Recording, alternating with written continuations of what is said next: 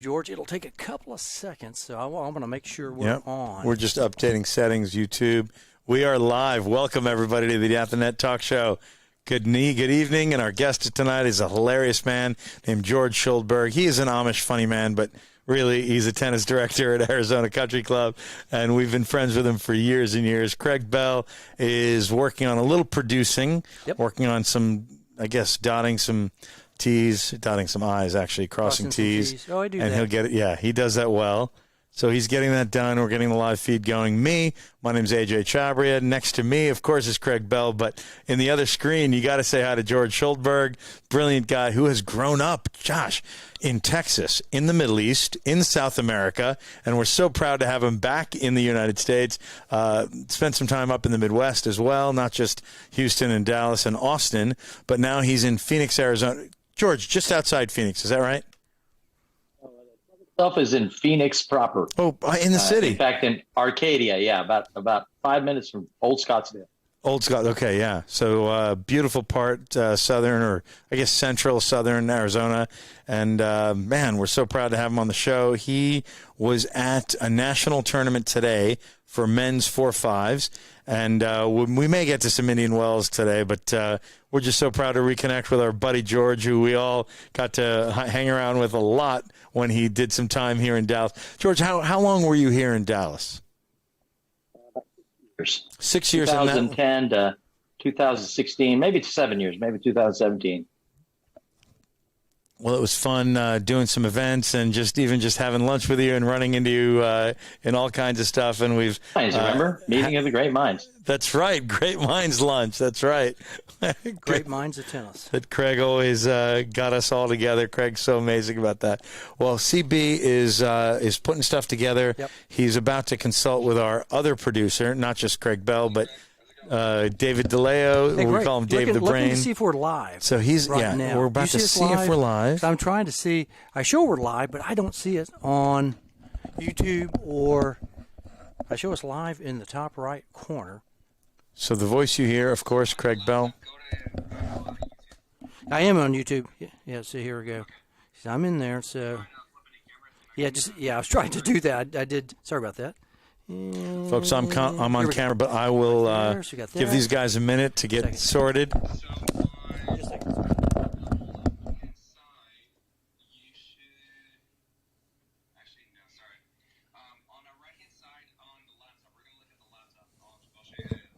Okay.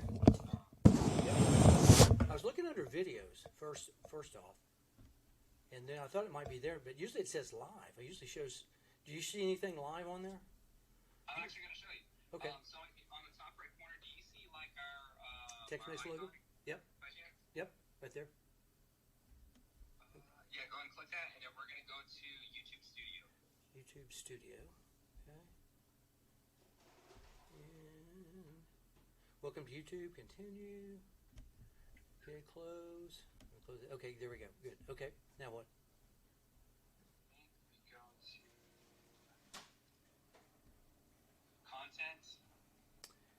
Comments, content. Where would that be? Right underneath dashboard. Right underneath that. Oh, content. I'm sorry. There it is, right there. Duh. Okay, and then do you see where it says live? Live. Yes. Go ahead and click that. Yep. Visibility. Should I check that box? Let me see that icon real quick on the left-hand side. Oh, because you're under Text Mix Productions. Yes. Oh, okay, hold on. Let me just do this for you then. Okay. So normally, when you're logged into our email address, you come to this and you'll see that it's live, and you can just go under visibility and change it to public, and then I'll get you guys live. Okay. So I need to go over to visibility, you think? You're good. You're fine. Okay. Can we come back out? You guys are good to go. Okay. There we go. So let me go back out of here, I guess. And then do I go to dashboard? Okay. No, go to just look up ATN Podcast. You should be able to go to our regular page because I think you're logged in as Tex-Mex Productions as a user. Right. And whenever you're trying to look up videos, it's just showing everything that's under Tex-Mex. Damn it. Podcast. Okie dokie. And Ethernet podcast on Apple. What the heck's... Oh, I mean to go back to YouTube. Hold on just a second. Yeah, go back to YouTube.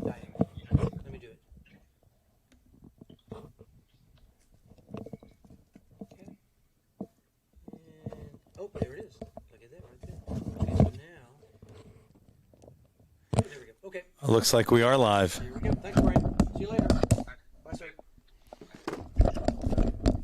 Well, good evening, everybody, and welcome back. We are at the Net Podcast. My name is AJ Chabria. With me, as always, to my right, Craig Bell. He is about to undergo a little costume change. He's looking pretty strong.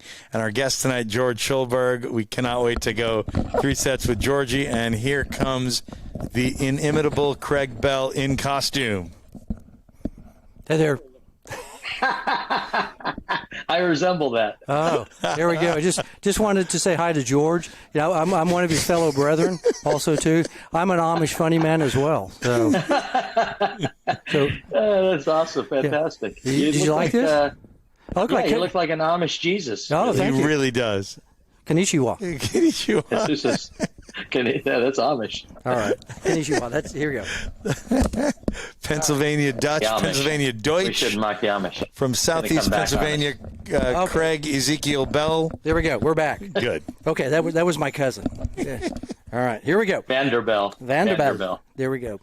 All right, so should we give us a couple minutes? We're going to get going. We got a couple of viewers. Sorry about that. We took a little. This is going to be a wheels off experience. Wheels off, baby. All right. Viewers, welcome. If you're watching this later on, warm welcome. Craig Bell, what do you got? I go James Scott Campbell right now.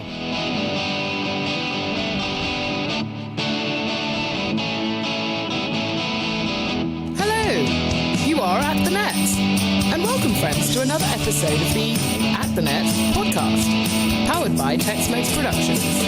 Working the soundboards in the back of the house are our producers, D-Mac and Dave the Brain. Time to say hello to your hosts, Craig Bell and AJ Chabria, as they're about to take us through 3 sets of tennis, talking life and all the news as it seems to them. Ladies and gentlemen, Craig Bell.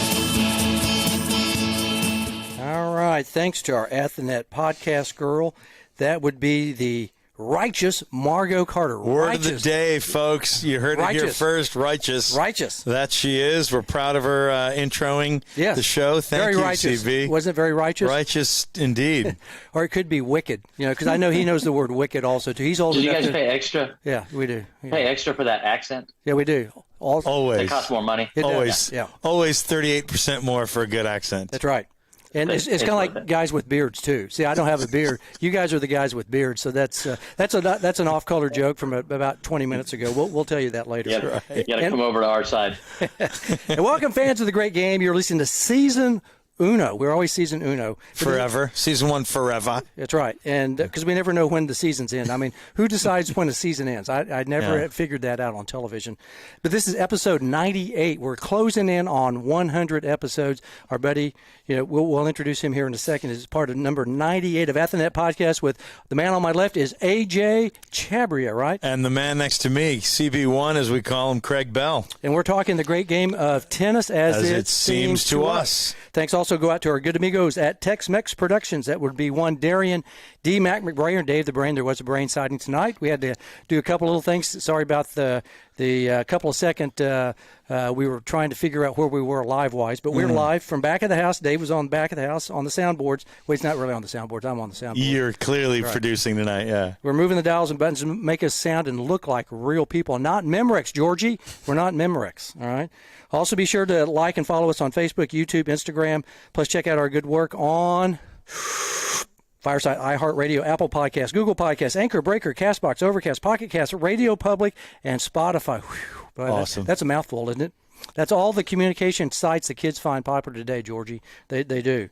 And if you're a female and would like to read the opening intro like the righteous Margot Carter from Across the Pond, she has one of those Across the Pond. She sounds more official. I think people who have that kind of accent sound more official for some reason. It curries favor. It carries a lot of authority. For some reason. Yeah. I don't know. They might be full of shit. Who knows?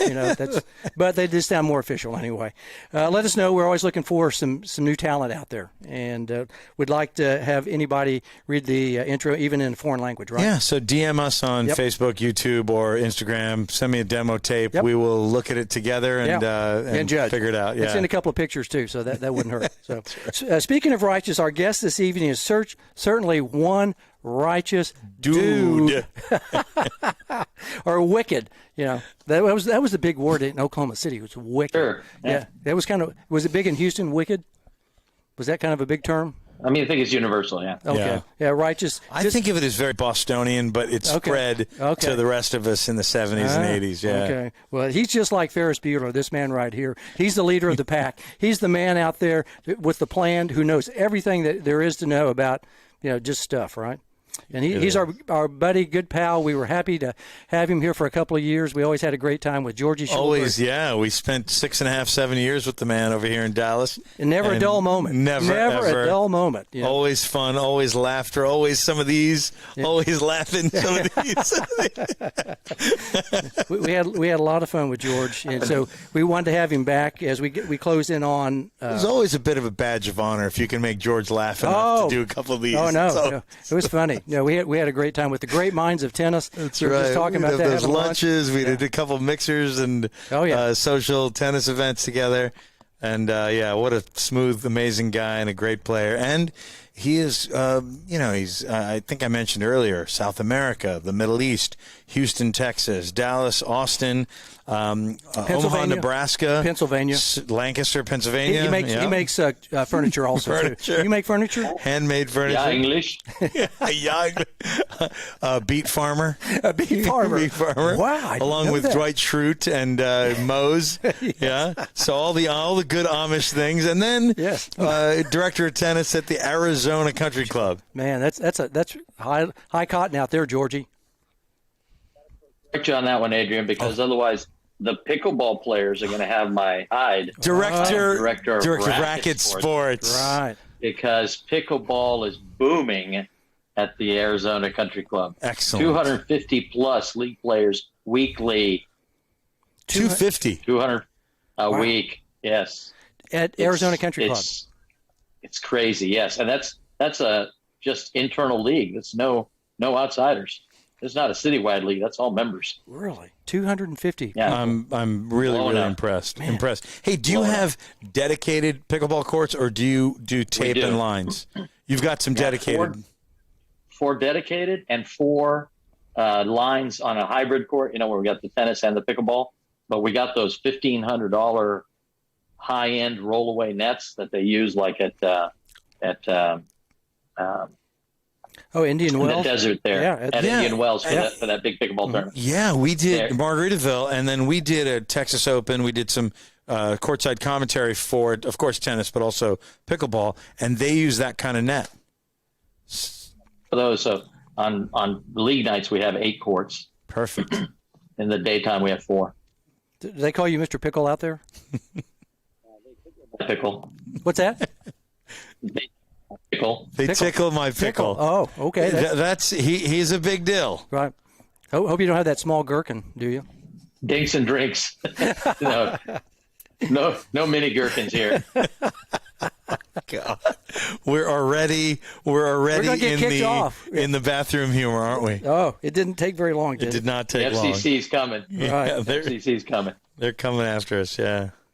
Well, should we get to? We're going to do 3 sets with Georgie because Let's do it. He's a fun guy for sure. Director of tennis. He's done a lot of stuff background wise. Played at Midland Junior College back in the day with Houston Baptist also. And Houston Baptist, the Huskies. Yep. He was a Husky. Huskies. The Huskies. Were you a Husky? And now I am Husky. Back then he was pretty skinny. Yeah, he was a quick little guy. Yeah. Well, first set is always a bit of background. Second set, current and future projects. Third set, we'll let the hair down or let the beards grow and just hang out with Mose. And with Mose, we'll talk bowl? Pop culture. Do you bowl also too? Only under assumed names. I have my bowling name, Chuck. Good Midwestern name, George. Chuck Schuldberg. Yeah. I wouldn't. I fake the last name too. Chuck Jones. Chuck Jones. Oh, Chuck Jones. That's pretty. That's my bowling name. I even have a shirt, Chuck. I used to sometimes do the Midwest accent and go on a radio show about sports, and my alter ego was Ralph Tuttle, and I did the Chicago accent, the sports fan, sort of the Bill Schwartzky, SNL the Bears fan kind of vibe. Yeah, so I like your. I remember that. I like your Chuck Jones. I like it. Yeah. Well, let's get into the first set, man. You've grown up all over the place: Middle East, South America, Houston, Texas. How'd you get started in the world of racket sports in general, particularly tennis? Yeah, I was born in Argentina. My parents are from Argentina, and we moved here when I was 16 months old. And shortly before I started school, before kindergarten, we moved to Puerto Rico. And both my parents were awful tennis players, but they were devoted awful tennis players. And they went out at least once a week. And I'd tag along like children do and ball boy. And if I did a good job ball boying, I was rewarded with maybe a 15-minute hit afterwards. And we didn't even know how to score. My dad and I didn't even know actually how to properly score tennis, proper tennis score. And at one point between Puerto Rico and moving to Peru, we were in Houston. We were at a public court, and the public court said, if there's somebody waiting, you should try to play doubles instead of singles. And my dad and I were hitting, and these two guys were waiting. They said, hey, do you guys want to play doubles?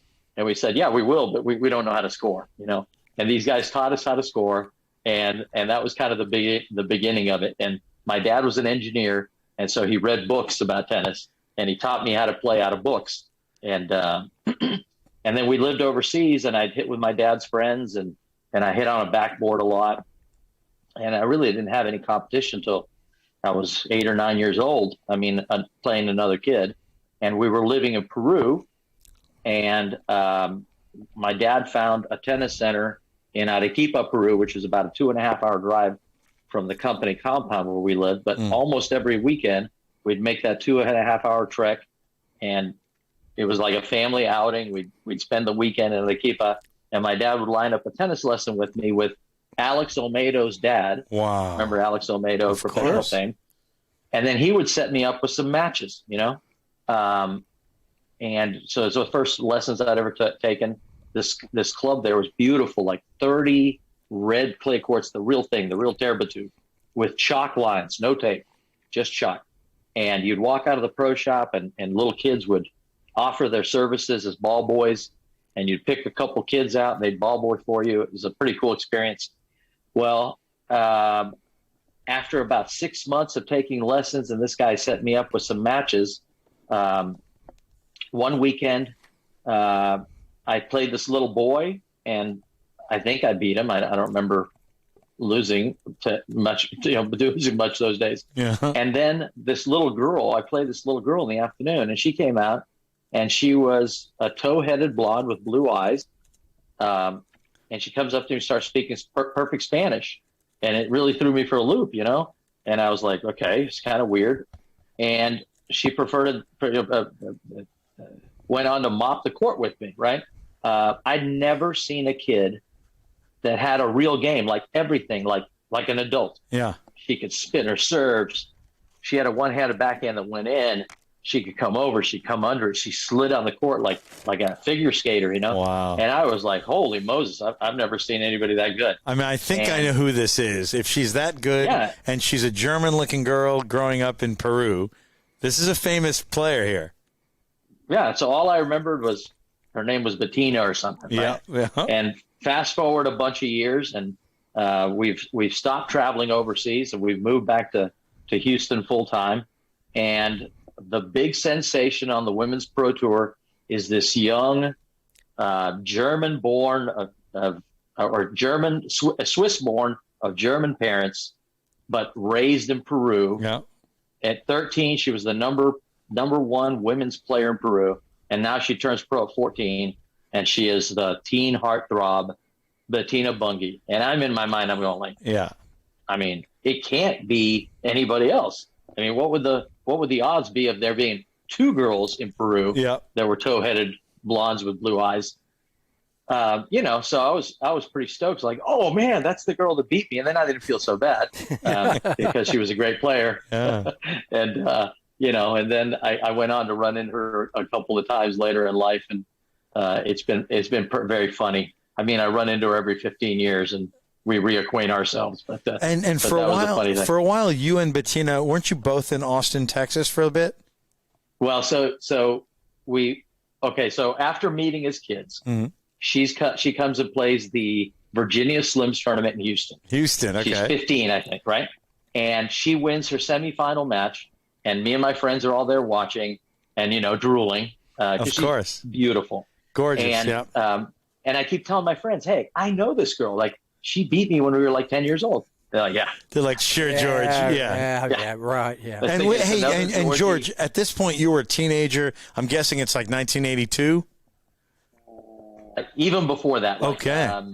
70. Oh, wow. 9, 80. Yeah. And I'm in high school, freshman or sophomore. And we're watching the second semifinal, which is Hana Mandlikova and somebody. And my buddy's like, hey, look. And off where there's nobody sitting, we see Bungie and her coach sitting watching the second semifinal. And they're going, come on, stud, you know her, why don't you go introduce us? Go, man. And I was like, let's go. George. We walk over there, we walk down the aisle, and I'm thinking, God, this could be a disaster because if she doesn't acknowledge me, I'm going to look like a jackass. And we walk down there, and I figured my best approach was to talk to her in Spanish. And so I go down there in Spanish, and I say, Miss Bungie, I don't know if you remember me, but we played in Arequipa at the Club Atlético de Arequipa. Love it. And I guess I had enough background info that she bought it. She was like, yeah, I remember you. She goes, yeah, I remember you. And she gives me the, 3 kisses on the cheek and a little bit of a hug. And my friends are just slack-jawed, Like George I can't believe it. George is not full of crap, really? Right. My brush with fame, I thought it went great. I saved face with my friends. And then the Austin thing was, fast forward a bunch of years, I'm at Austin Country Club, and I'm in my office. I hear somebody go like, hey, is George here? And I get up from my office and I come outside, and it's this girl, Sandra Hughes, who was a pro at Houston Country Club when I was there, my first job ever. It's Sandra, blah, blah, blah. And, what are you doing here? And she says, I'm here looking for a house for my dad, and I knew you were here. I just wanted to come by and say hi. And I said, oh, it's good to see you. And there's a woman standing behind her, short hair, blue eyes. And she goes, I want you to meet my friend Bettina. I look at her, I said, Bettina Bungie, right? She goes, yeah. And I said, you're not going to believe it, but we've met twice. We've met twice as 8-year-olds and then in Houston. I did both stories. And the first thing she does is she goes, was I nice? And I said, oh, yeah, you were really nice. And she goes, oh, thank God, because I wasn't always nice back then. Oh. I said, no, you were really nice. Anyway, so I said, I'm having a mixer tonight. Would you guys care to come out to the mixer? She says, I'd love to. She comes out, plays 2 hours with my members. Beautiful. Still looks exactly the same. Same. With the big paws on the serve and the slice backhand, the beautiful volleys and everything. And we went out to dinner that night. We went out to dinner the next night. We talked about all this stuff. And interesting thing, you guys want me to land Bettina for you at the net? Sure. Yeah, we need that. Yeah, that'd be great. Yeah. Tell you the story. She dated both John McEnroe and Bjorn Borg. Yep. Really? Back in the day. Amazing. Yeah. Wow. So that's a book. That's a book in and of itself. Yeah. She has a lot of great stories to tell about that. I'll let her tell you guys. But everybody our generation had a bit of a crush on her, myself included, and she's one of the few people, not just Rod Laver, Stan Smith, Ilie Nastase, she had an Adidas shoe named for her.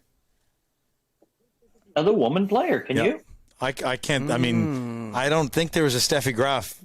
Isn't that crazy? Sabatini didn't have a shoe. Chris Everett. She There had might a have been a racket. Steffi Graf. Was there a Steffi Graf shoe? I don't remember that. I don't know. But I can't remember it.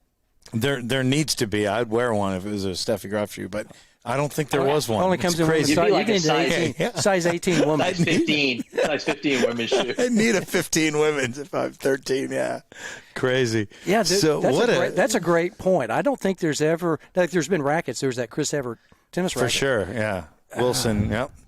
But I'm trying to think. There hadn't been a shoe that I can think of. Now they've worn shoes. Well, I remember Chris Everett in the Lessay clothes, Bettina Bungie, tall socks, and Adidas. That was love the tall socks. Did she wear tall socks when you were in Austin? Did she wear the tall socks?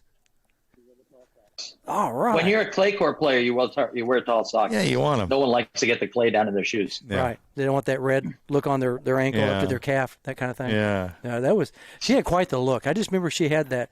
It was something amazing. about. Oh my goodness! Very beautiful, and not just her backhand with the just absolute kick-ass one-hander. You mentioned Mandlikova. They played a similar style. There was a lot of really good-looking games back then. Oh. And Sabatini came shortly after Yep. that. Oh, yeah. Yep. Oh yeah. Man, just a slew of beautiful players. Yeah.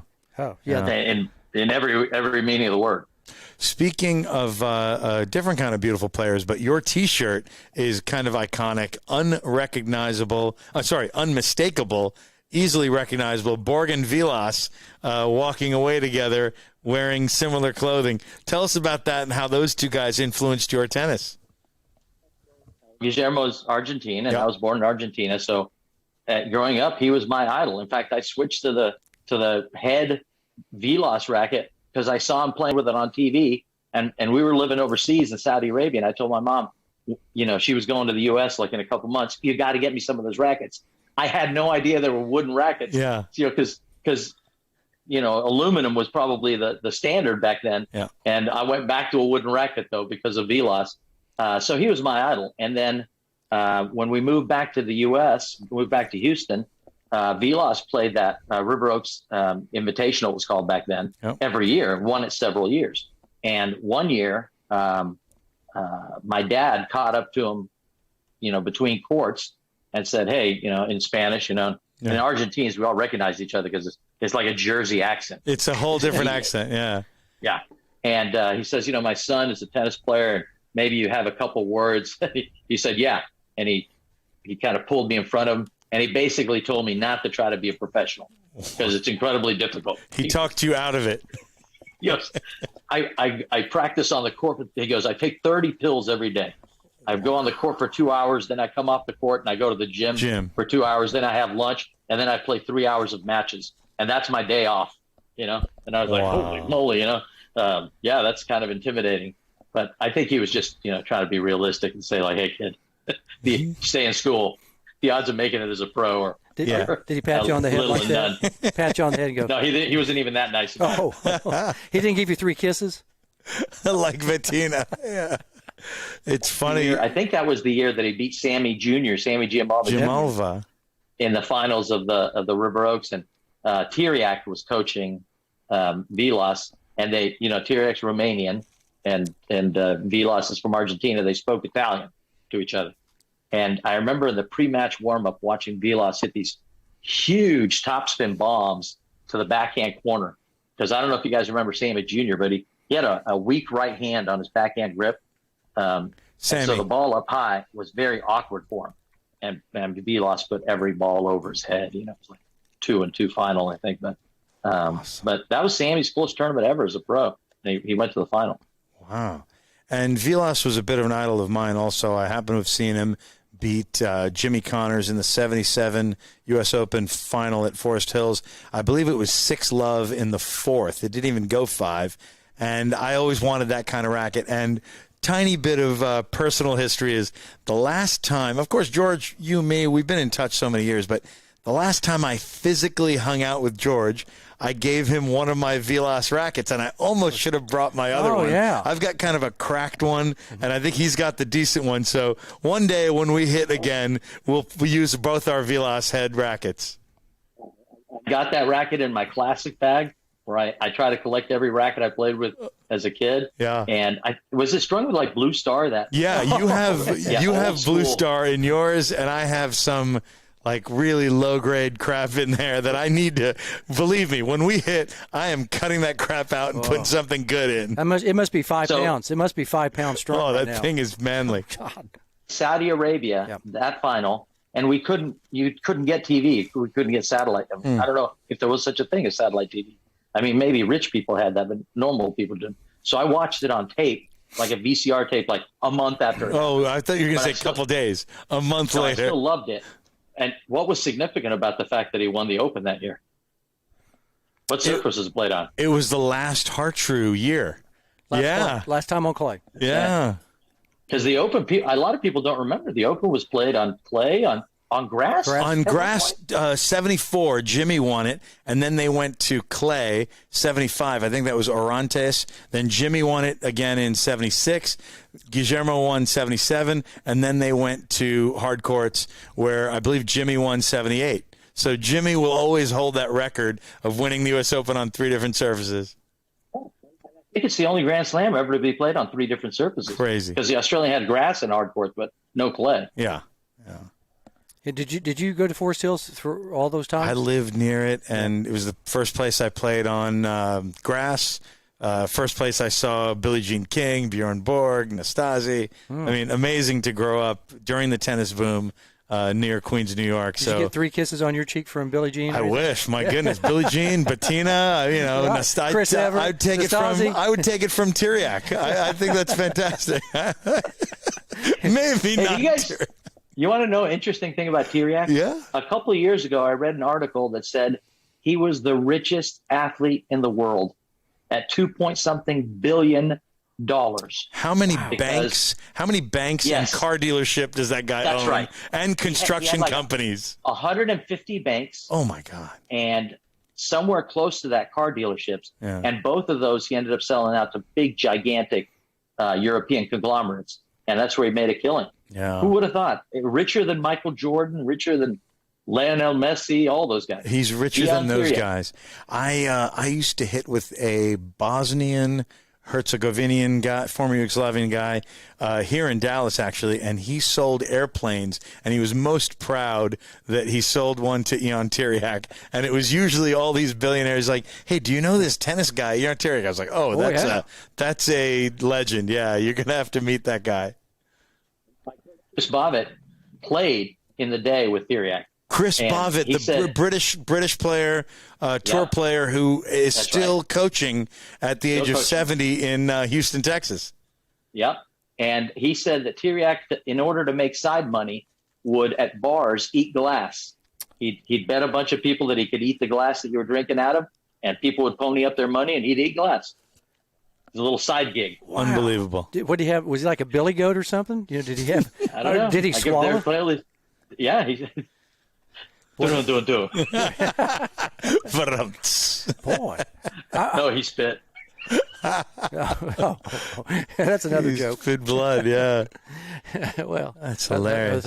Nice cover up there. I just remember that guy, was it Charbonneau, that played for the Indians. He could open beer bottles with his eye. I remember reading Sports Illustrated back in Joe Charbonneau was his name. Yeah, and that was his side bet was he could take a beer bottle, it had a cap on it, and then he could open it with his eye. And I was like, crazy. Boy, that's some guy, But this, I don't know, Tiriac eating glass, that's damn impressive. Yeah. Hey, speaking of Chris Bobbitt, who coached Side hustle. Side hustle. Side hustle. Speaking of Bobbitt, who coached you, Chris Bobbitt's name came up on this show when we had Robbie and Richie Renneberg. Tell us about growing up in Texas with the high level of junior tennis, including Richie Renneberg. Imagine my shock after living overseas for 10, almost 11 years, right, and losing like one junior match ever. I lost to Bettina Bungie. Right. I won the Arab National Championships or something. It was played amongst the expats, and all the Aramco kids and everything, and I won that thing. I thought I was the best junior in the world for all I knew. So we moved back to the suburbs, Quail Valley in Missouri City, Texas, because between Peru and Saudi Arabia, we had about a 3-month stint in Houston, and my dad wanted me to take as many lessons as I could. We went to Southwest Tennis Center, which is now Lee LeClaire Tennis Center, and I took a lesson from a guy, and he gave me one lesson, and he told my dad, hey, this kid's good. You need to go see this guy. He's the guy. He's got all the juniors. And he sends us out to Quail Valley. It was a Nukes facility then. And I go out there, and there's this British guy, and I get some lessons with him. And the first lesson, I had a continental grip, on both sides. And he changes me to like an Eastern forehand grip, and I proceed to roll my forehands into the net for like the next 2 hours. Because you're so used to doing this anyway with a continental. And my dad's like, oh my God, this guy ruined your game, Oh, no. And I was like, no, I think he's on to something, but I'm just not feeling it yet, Anyways, it worked out. And I had those 2 months of lessons, and then we moved to Saudi Arabia. And I got to hit like 5 times in 3 years. But when we knew, my parents said, we're done with going overseas. I was about to start high school. They didn't want to send me to a boarding school. And so my dad sent my mom home, and he said, go buy a house in that neighborhood. We're gonna have that guy coach George. So because of Bobbitt, Houston was your destination. and specifically Missouri City and Quail Valley. So we bought a house in Quail Valley. My mom did. Came back to Saudi. We could see pictures, Polaroids of our house that we'd never lived in or seen for like 6 months. And then we finally moved back. And I get into the junior program there. And I'm in the second class down because the top class, the All-Stars, is all state ranked. Like you got to have state rank. It's a minimum. And then the next class down is where I'm at. So I come back thinking I'm the greatest player ever. And I'm like number 35 at our club. Wow. And I'm like, oh my God, I suck. And how am I ever going to catch up? And I remember seeing Richie. He must have been about 12, 13, maybe about my age. And I'm I think 6 or 7 months older than him. And he was already ranked in the nation, like says tens. And I thought, this guy's already been ranked in the nation like 3 or 4 times. I'm never going to catch up, you know? So I'm working like a dog, you know, trying to get better. And I'm progressing through the program. And I finally, you know, I don't know if you guys remember, but Texas, you know, that was the super champs and regulars. And they ranked like 100 kids in each one. Yeah. There's like 500 kids ranked in Texas. Back in the day, you were either regular or champ. And the only way to qualify was to win or get to the finals of one of 5 tournaments a year. So 20 kids a year would qualify. And the guys that were ranked the year before. So in all of Texas, in the boom of tennis, when tennis was at its most popular, there would be 32 kids ranked in the boys 14s. So if you were ranked at all, you were magnificent. You were huge. You were awesome. Yeah. You were unbelievably good. So I finally qualified, which meant that I could get a ranking. I got onto the All-Stars, and there's 7 courts, right? I am down on the last court with 10-year-old girls, and up there at the top, you know, it's like Richie and Donnie Tomasco and Ted Irk and David Dowland, all the those best guys. Yeah. And I was like, you know, it's like watching the finals at the U.S. Open. You can barely hear them grunting, you know. But I steadily get better and better. And that, you know, 3 or 4 years later, 2 or 3 years later, I'm getting there. You know, I'm on and off some of the top courts sometimes. And you know, hitting with Richie is like, even amongst us, it was like awe-inspiring. You know, you got it together that day. Like, believe it or not, I was a little bit of a cut up as a kid. Yeah, a little bit. But when you were on Richie's court, man, you sucked it up and you worked hard, you know. And Richie was a man of few words. And, you know, you would switch sides and he might kind of offhandedly say to you, good drill. And you're like, hey, did you hear that? That's huge. Richie said good drill. Yeah.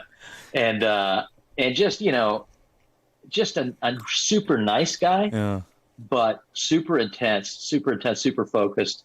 And Chris was a unbelievable coach, a nurturer, a lover of the game. And he loved us kids. I mean, we could feel it, right?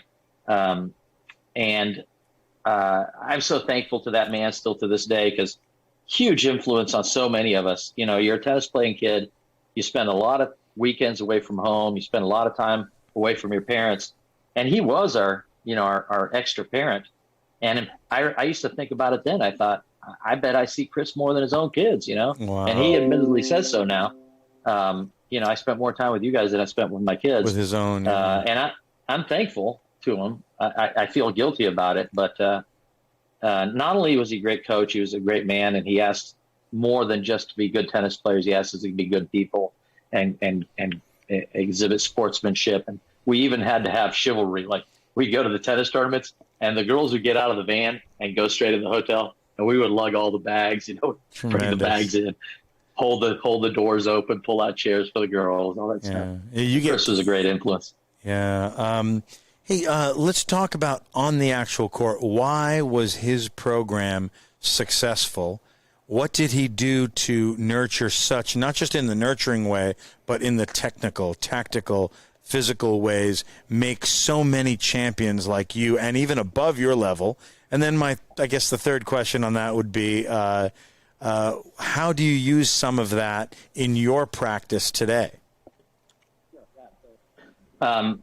Chris was a great technical teacher. And so Chris wasn't a guy that just picked up ranked players and then put them against each other. He produced ranked players. Like a lot of the kids, you know, half the kids in that program were local kids that were just that grew up in the neighborhood and learned to play tennis from him and became really good players. So grassroots, not cherry picking, but actual development. Developed players. And his central teaching technique was this thing that he called placing and carrying. And he talked about not hitting the ball, but placing the racket on the ball and carrying it with the fall through. It was very Robert Lansdorp he had no idea about Robert Lansdorp. Yeah. But when I see what he was teaching Sharapova and Sampras and those guys, Davenport, he was teaching place and carry too. Yeah. Yes. Lansdorp is huge on driving is one of the words he uses. And this is very similar to place and carry rather than slapping at the ball. Opposite. That's what we called a guy that did the opposite. What's the young American kid with Sock? Oh, Jack Sock. Sock's a slapper. Yeah. Kyrgios is a slapper. Nick Kyrgios is a slapper. Federer's a place and carrier. Yeah. You know, you seem to get more power than you seem to be putting out. And I'll tell you, like Richie, Richie said when he learned that place and carry, of course, all the good players kind of did it naturally, but they didn't have a name for it or a way to dial it in. Mm-hmm. And Richie told Chris when he learned to place and carry, like he played Treed. Remember the term Treed? Treed. I played Treed for like 3 months, you know? Yeah. And what I found from it is that when I was hitting the ball well, I didn't have to think about anything. But whenever something was off, that was the thing you went back to. You go back to placing and carrying, and it would fix things. And now as a coach, I realized that the place and carry technique in and of itself kind of made you do a bunch of other things without thinking about it. Like, for instance, if you're thinking about placing the racket on the ball, you're also going to watch it very well because you can't very well place the racket on there without good ball watching. And footwork. You know, you got to get in a position to place the racket on the ball. I know me, contact. If I move poorly, am I really going to place when I haven't moved my butt out of the way? But if I've moved well, I have the spacing, and I can really control this thing. Awareness, knowing where your racket face is. But all of that in 2 words, place and carry. Without having to think about all those other extraneous thoughts. Move your feet, watch the ball. If you place and you carry, it kind of took care of everything. And I'll tell you, I taught that exact wording and that technique for years and years. In fact, I had a kid that I taught in Lake Jackson, Texas, and this kid, Teddy DeBlasi, and he was a beautiful little place and carry. He got it right away, just beautiful. And then I moved to Austin, and his parents were so disappointed. They said, well, you know, could you refer us to somebody? And I said, well, I could refer you back to the source. Chris Bovett. He taught me everything. He's going to look at Teddy and go, oh, I get it. I mean, you know, and I called Chris and I told him, hey, I'm sending this kid. And his parents said, oh, thank you. It was such a seamless transition, you know, because not a different philosophy, same philosophy right there. And then Teddy ended up telling me a great story. Years later, he's like in the 16s or the 18s. He's playing the Houston Open, and he's playing some kid, and they're on changeover, drinking their water, and the kid looks over at him and goes, you place and carry, don't you? Wow. He recognized this. Teddy goes, yeah, I do. How do you know that? He goes, oh, I used to take from Chris too. We knew each other. We knew each other. You could see, you know, that guy places and carries, you know. Yeah. And Chris was such a stroke fetishist, I call it. We would be walking through a tennis tournament. He would stop, you know, and we're all following like little partridges, you know, like 10 kids in a row. And he'd stop and all bump into each other. And he's like, look at this boy's forehand, boys. Look at it. Look at that forehand. Have a look at That's this. beautiful. Right? Yeah. I thought you were talking about. I thought you were all talking about caring, like you care for the person on the other side. Caring, not carrying. Right. Caring. Yeah, see, that's the Oklahoma ears. I thought, placing caring. I go, caring. Why do you care about the other person on the other side of the net, you know? Empathy. We got other Susan Bryson. I met her at All Stars too. You did? She came from Atkins. Atkins. Coach Richie too. Yeah, Atkins was a tough customer. Atkins was the other guy in town. Eventually, not at the start, but eventually. But he had no tennis background. He was just a hard physical guy and repetition and throw up. You know, that was his main thing.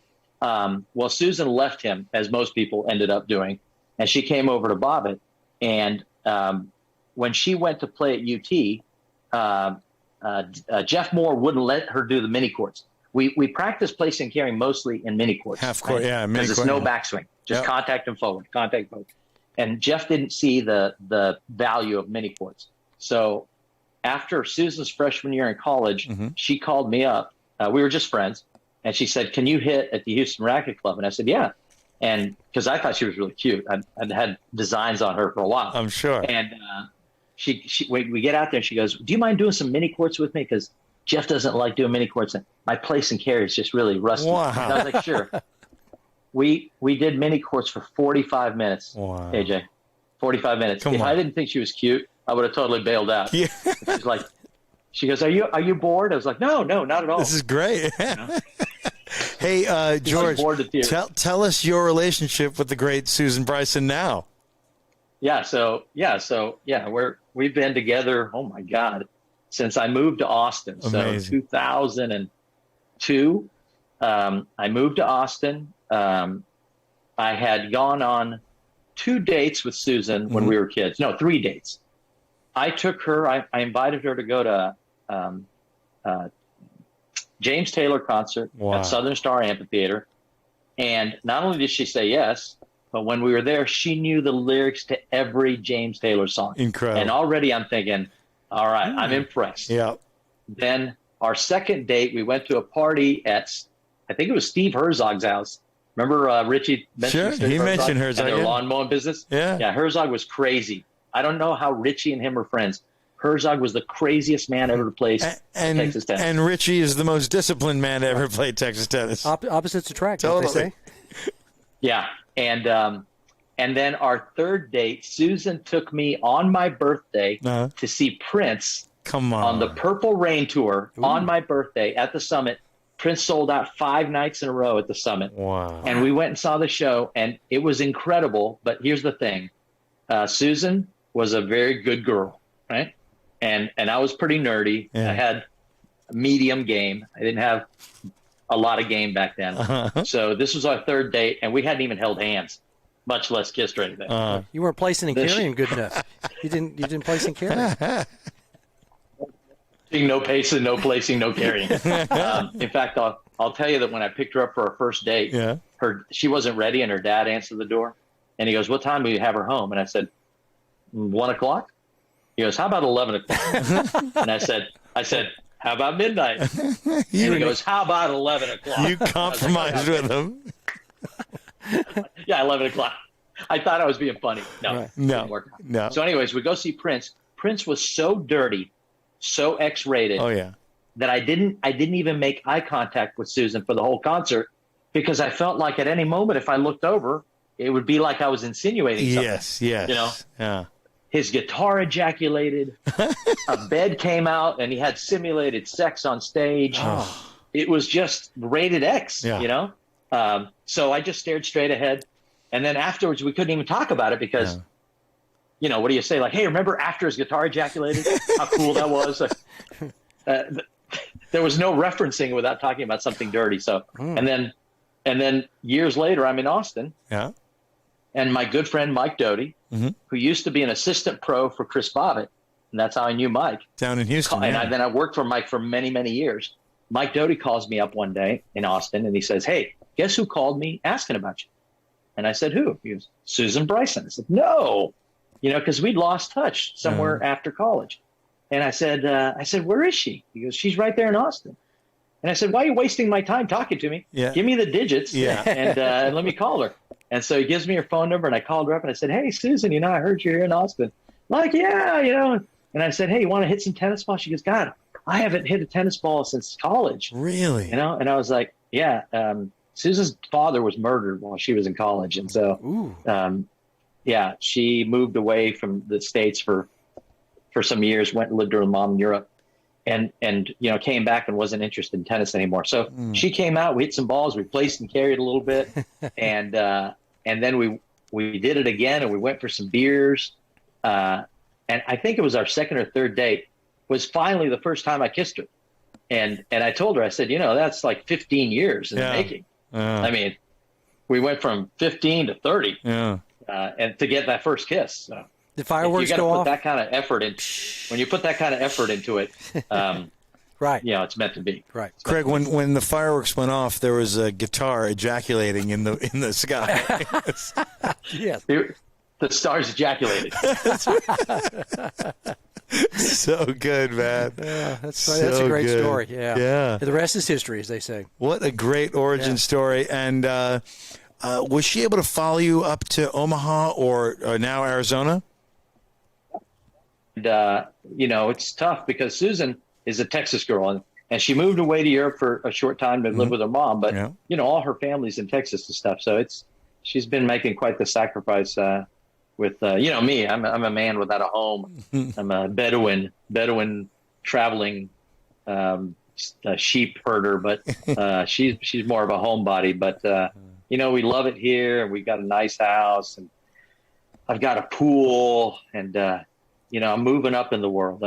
I've always wanted a pool, and now I have one. Love it, George. Pond For you, pond for me, pool for you, pool for George. Yeah, George. Swimming hole. That brings us to second set, where you get to talk a little bit about your current project and some future projects. Tell us about, and then this should apply not just in an entertaining way, but should be an inspiration for the rest of us or for younger either aspiring tennis professionals or just aspiring players. Tell us about what you're doing right now at Arizona Country Club and what your plans are for the future. So happy to be here because, it's a busy club. It's, like Texas, it's year-round weather. We got 12-month-a-year weather. Excellent. Here's a crazy thing, guys. Phoenix is the 5th largest metropolis in the U.S., and it has, guess how many indoor courts? If you guess 0, you guessed right. 0 indoor courts. Not even one. Kind of mind-boggling. Yeah, not even one. Because it can get hot. I mean, it doesn't rain much, hot. but no, but still, it's hot. I mean, 1 inch of rain, you get a flash flood warning here. 1 inch of rain. I'm not kidding. Crazy. But the tennis program, the Rackets program is really busy. We've got, the stereotypical thing, lots of women's ladies teams all week long. The pickleball leagues almost every single night and most mornings, a junior program that's blossoming, a men's program that's improving all the time. And so, my mission here has been to kind of, like in a lot of places, that the women's program was in pretty good shape. It didn't need a lot of improvement. But the problem is, like any successful program, we're outgrowing our facility, and we're in a landlocked city, right in the middle of the city setting. We're not on acreage. We don't have lots of unused space. So we're going to have to figure out a way to put in more pickleball courts and more tennis courts. That's going to be part of our future endeavor. And my first priority coming into AZCC was kind of rounding out the program a little bit, giving the guys a little bit more love, trying to encourage this blossoming pickleball program that was already my pickleball director, Jessica, just does an unbelievable job. And I'm just trying to give her all that she needs to be successful, and kind of plan for the future. Our main, our version of TCD, that you guys have in Dallas, is called WITL. And we're going to be maxed out here. We got room for 2 more teams if they fall into the right category. And then we're at our maximum we're allowed for our courts. So we're going to have to figure something out. And so that's going to be on the agenda. And then try to bring some memorable events, some stuff that special, like you had at Lakewood, that CB provides there at Bentry. We're bringing in two-hand Luke Jensen. Yeah, dual hand Luke. He can serve so well lefty and righty. 6 and 7, him and I don't know if you remember Gary Donnelly. Yeah, Gary legend. Gary played some of his junior tennis in Texas. Yeah, and then went on to be a very successful professional player. 42 in the world singles ranking, number 2 in the world doubles ranking. So Gary's a local guy. So him and Luke know each other. Yeah. Him and Luke are going to give a fantasy clinic. We're going to have 24 people, 3 rounds of 8-person clinics, and show our members, that world class experience to talk to a former Grand Slam champion. Oh, yeah. Gary's won countless doubles titles, a couple of ATP singles titles. So that's going to be a cool thing. And then I hope one day to go on one of those highfalutin Grand Slam trips that my buddy CB goes on every week. He goes to Monte Carlo, Australian Open, Wimbledon. Mr. Grand Slam, they comp him everywhere he goes. Right. Yeah, I didn't want to mention that, but that's okay. Yeah, he's kind of a big deal. Monsieur Bell, you can kiss the ring. Ready. Kiss the ring, please. Kiss the ring when you say my name.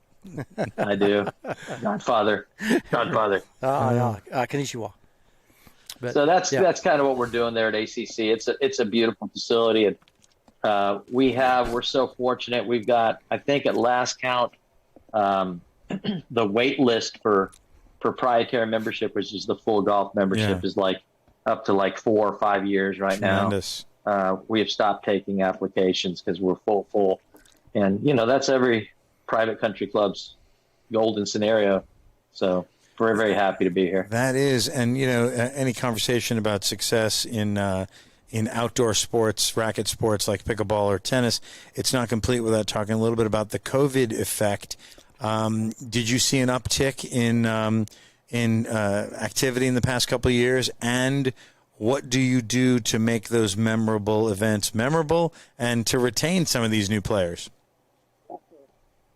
That was we had a good, steady interest all through the pandemic. The problem was, of course, the restrictions we were put under. Right. So I was in Omaha when it first busted out. And at one point, we had 5 indoor courts. We had to go to 3 courts working, 2 courts dead. So we had a playing court, a dead court, a playing court, and a dead court. Just to try to keep up with that social spacing. And, of course, all day long spraying carts, spraying the baskets, spraying everything, So the interest was there and people wanted to play, but we had to curtail the numbers. Right. And we, most of our big events had to be canceled because we just couldn't get that many people together. And then I moved here to Arizona. We were kind of on the tail end of it. And then it got kind of bad locally. We had lots of members testing positive. Every week the letters would go out, 2 members tested positive, 2 members tested positive. So we adopted a no non-members on the property at all.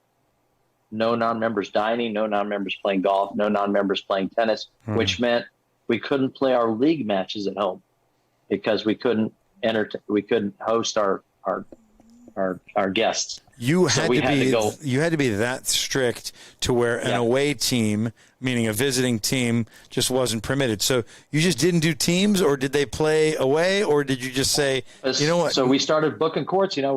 We'd call every public tennis court in town. Gotcha. And book courts, and it was a crazy scramble, and we're spending money. And the money wasn't the big issue; is that just trying to find courts, because the nicer public facilities are pretty booked up here, and just right in the middle of the season, all of a sudden to try to find the court space. But we made it through, and we've come out the other end stronger for it. We've grown our program, increased by a couple teams, and we already have a new C team just rared up and ready to go. Unlike TCD, even though this program runs from September to April, it's one big season. Instead of being instead of 2 with like Christmas off or Christmas, New Year's off, but then they come back and they call it the same season, so which is kind of weird because there's a lot less moving up and down. And these girls that didn't start a team this September are going to have to wait till next September, but it's okay because we got a bunch of girls that haven't even played a competitive match, so this is going to give us a little time to get them seasoned.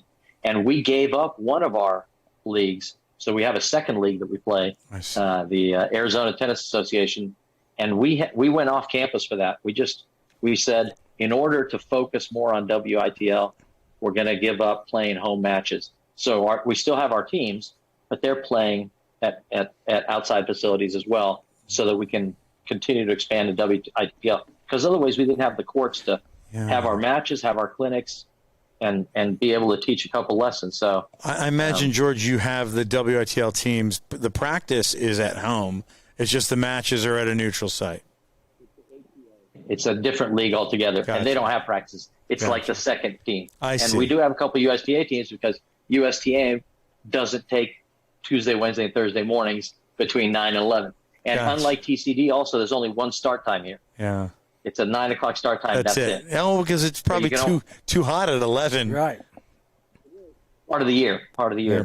You know what? I'd rather start at 6:30. Yeah. I teach lessons at 6 o'clock every single morning. Yeah, you're a morning guy. Yeah, that's great. No, I'm not a morning guy, not like that, but I am now. You have to be, yeah.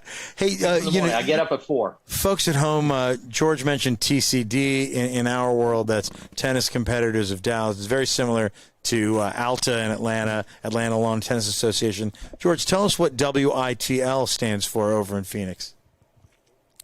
Tennis League is our local thing, and I've been around, so I've seen all the different iterations. Austin has what was theirs called WTTA, yeah, and in Houston it's the HTTA. Yeah, but they're all similar. Some have some better rules because they've been around longer and everything, but same kind of thing. Flighted leagues. Yeah. 6-player. Three doubles lines per match kind of thing. TCD was 4. Yeah. But it's the same kind of thing. Similar. Interclub league. Similar. And I know up in Seattle they call it cups. In San Francisco, Berkeley area, they call it Ball, BALL, Bay Area Ladies League. So kind of typical. And how do you arrange them, and what kind of staff do you have, George? Full-time guys now. Okay. And 3 part-time pros. Mm-hmm. So my head pro was existing before I got there. Mm-hmm. Gentleman named Tom Collick. He's been there for a long time. He's a long-time Arizona guy. And I just recently hired, you guys may know him, a young man from Dallas, Will Atkinson. Yeah. He trained at Brookhaven. Good junior, top 20 Texas player through his junior career. And then he played at LSU for a year. And then he played out his eligibility here at University of Arizona. And he was up working in Chicago area, and a little bit of upstate New York for the last couple of years when he got out of college. And our mutual friend, Mark McMahon, Will was getting some career counseling from Mark, and he told him of his interest to someday move back to the Arizona area because that's where he went to school and he really liked it. And he said, I may know a guy. And he gave me the heads up, and it was immaculate timing. Perfect. Because I had lost the pro and been looking. And Will is a terrific kid, a lesson pumper. He's a good ball hitter. He's a nice kid. And as you guys know, in our industry, I mean, we're getting like us 3, we're the young kids now in our industry. Which is sad to say. It's crazy. Well, I like to be called a young kid. I haven't been called that in a while. Do you want to check my ID? Will? Yeah, I'm always flattered when they check my ID for anything, even if it's for AARP. But Will says, he wants to do this for a living, which, is very rare these days. And it really is. I'm just super happy, and I want to do my best to be a good mentor to him and get him started on what hopefully will be a successful career. So that's my full-time people. And then I've got a couple of younger people that are doing some part-time work with the juniors and picking up some clinics here and there. And they're very needed because, we've got this core of all those ladies programs, and those are set hours. And then we get that, we got the kids that want privates, and we got, the evening things. And I get there at 6 a.m. I get up at 4 to do that, and I leave at 6 or 6:30 in the evening, and I'm burnt. I can't take a 6:30 private, and so we need somebody that's not there all day long, that's willing to come in the afternoon and pump us a little stuff.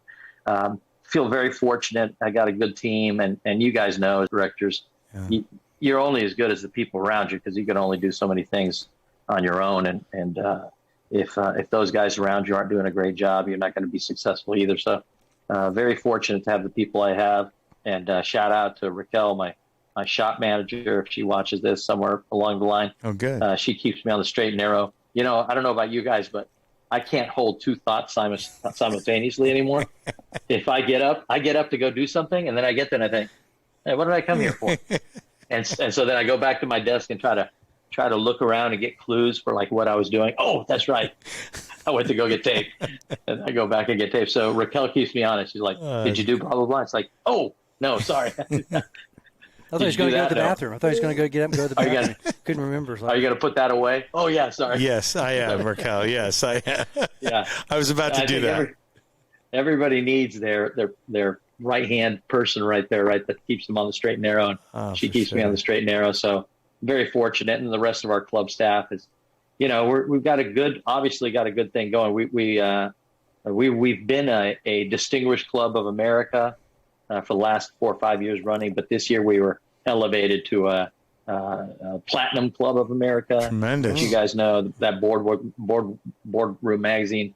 It's quite the honor. Yep. And so our board of directors is so inspired by this that they have committed themselves now. We want to become the best family-oriented private club in the U.S. And so this year they've given us a very flush budget to do that with, and expectations are very high, and service expectation. And we've got a whole new, service kind of policy. And so, I think we're poised to really do some great things there. And I'm just happy to be a part of it. And I hope that, in the next 2 or 3 years, we get this big capital project for tennis, and we can get somebody to figure out a way to put some more pickleball and tennis courts. And I think that'll be my legacy if I leave that club with that in place. And I think that'll set them up for success for the next decade or more. And I'll feel like I did a good job, and I gave my members something, lasting to remember me by, other than chilled scented towels. That's my usual go-to thing. They need a good podcast team that, maybe to talk about Arizona Country Club, and I'm just saying we might be open to that. We might. We have the equipment. Yeah. We have all the gear. So we can have you on the show too. All the time too. We can make that happen. And do a live broadcast from Arizona. Every cool. single national USTA thing is here this fall. Like every one of them. Now my friends from Texas are coming. Tammy Christensen, who's another ex-All-Star, another friend of Richie's. She worked with Chris at Houston Racket Club. They're coming for intersectionals. I think I think somebody told me the men's mixed 10-0s are coming. It's just every weekend it seems like some division is here, because we got these great public facilities here. Yeah, we have a buddy, Rex Quahunco, said say hello. I've been, when you don't see me on the stream for a second, I'm over on Facebook doing some stuff, trying to get some people to watch. And our buddy, who's one of the great minds, Great Mind Lunch, yes, he said he couldn't make it, but he said please say hello to my buddy Georgie Schuldberg. So Rex Quahunco, Rexer runs the SMU tennis facility now. It's kind of interesting to. See, Rex went from the Village when George was around, and now he's down at the Hilltop. He doesn't have lunch with us anymore. He doesn't want to. George moved exactly 0.6 miles. That's exactly right. Not even a mile. Yeah, as the crow flies. Yeah. And they're about to have an ATP 250 event in February. Yes. The Dallas Open. So Rex is in good company down there. You have to come back for that. We'll have to invite. Yeah, George. You got to get back here for that. And George, we want to get into the third set. You've been so gracious, but before we do, you have a ridiculous story about being at a supermarket. Can you tell us a little bit about your adventures in a supermarket looking for things? Oh, my first college shopping trip. Yes. Man, I was blanking. I thought, oh no, my senior brain can't remember. Yeah, so freshman year in college. Sure. And first time living away from home. Hey, is this Midland or Houston Baptist? Midland College. Yep. Midland College. Yeah. The Fighting Chaparrals. Chaparrals. I'd never even heard of Midland, Texas before they recruited me. And I remember being in the plane looking out the window going, where is it? Like, I saw a little suburb, but I thought, where's the rest of the city? Oh, that was it. That was 66,000, And so we go on our first roommate shopping trip. Uh-huh. Our athletic dorms weren't ready yet, so they had us living in the El Paisano apartment complex, because there's a lot of Italian heritage. Yeah, what a great name. Right. El Paisano. That's kind of like The countryman. That's like It's Argentine. Spanish and Italian. It's both, yeah. Only the in only Midland. damn place that would allow 150 athletes live there, right? So we go shopping because we figured there's a lot of staples that you don't need to repeat. Like we don't all need to get a bag of sugar because then we're going to have like 8 pounds of sugar in the pantry. We could buy it as a group and share it, and salt and those kind of things. Flour, sugar. We're picking up the staples, the main things, and we've got a cart full of stuff. We're like, all right, what else do we need? And one of the guys says, well, my mom, she used to make like pasta from scratch. And another guy's like, oh yeah, my mom makes apple pie from scratch. Wow. And another guy's like, my mom makes bread from scratch. And we're like, let's get some scratch. And we can pretty much make anything. And so we're like, well, where's the scratch? And I thought it must be where the flour is and stuff, So because all those things seem to have flour in them. And so we go to the flour aisle and we're looking and one guy goes, oh, here it is. And we all go over there and it was like, no, that's starch. we're looking for scratch, and we can't find it. So we see a store employee. We're like, excuse me. Could you tell us where the scratch is? She looks at us like, and she says, scratch? What's scratch? And we're like, yeah, scratch. And like, we want to make pasta, or we want to make bread, or we want to make apple pies from scratch. And she just kind of laughed and she broke the news to us, and we felt kind of silly. It's in aisle 13. It's the scratch. We would have gone to aisle 13. Yeah. I'd I'd never even done a load of laundry when I was a kid. When I went to do my first load of laundry, I had to read, remember it was the box of detergent. Oh yeah. And I was reading inside the box top, like it says separate darks from lights. And I was like, why? Like, I don't get it. It seems like an awful lot of work. Yeah, you thought that was some apartheid policy. That was terrible. Laundry racism. Yeah, it's terrible. Laundrism. We're too woke for this detergent. Right. So did you throw them all together and then wash them like on hot water? I avoided doing laundry as long as possible. So I had a dirty pile and a clean pile. Yeah. And when the two piles were indistinguishable and I had to pick stuff up and smell it. If it was this close and you couldn't smell it, it's clean enough. It was fine. It was good. I had a clean enough theory. But inevitably, it would be Thursday night. We're leaving on a trip on Friday. And I'm racing to do laundry. Yeah. And I don't have enough time. So I just drive down to the grocery store and buy another 6-pack of underwear and another 6-pack of socks.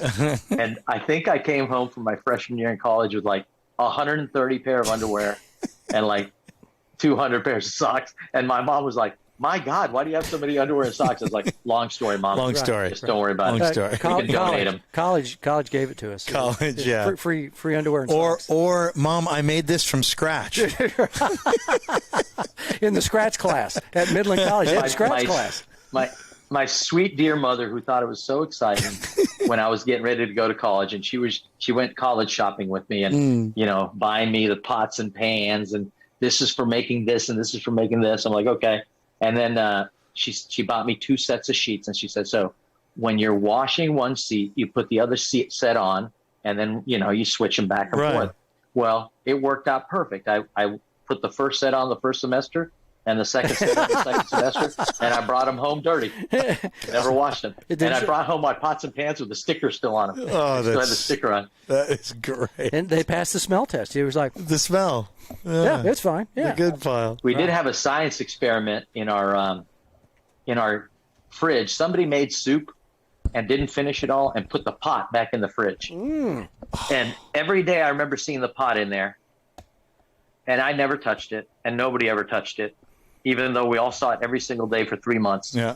But I just kept noting like the metamorphosis, how it went from liquid to solid to hard solid to diamonds. Oh no, then there was mold in between. It got green, then it got blue, then it got black, then it like calcified. And it became hard.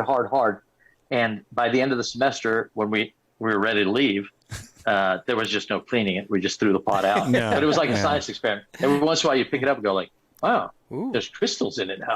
Like, I wonder if this is worth any money. And that's the story of how George cured cancer. That's right. Yeah. Right there. There's At something Midland. powerful in there. Midland College. Science, man. He did it from scratch.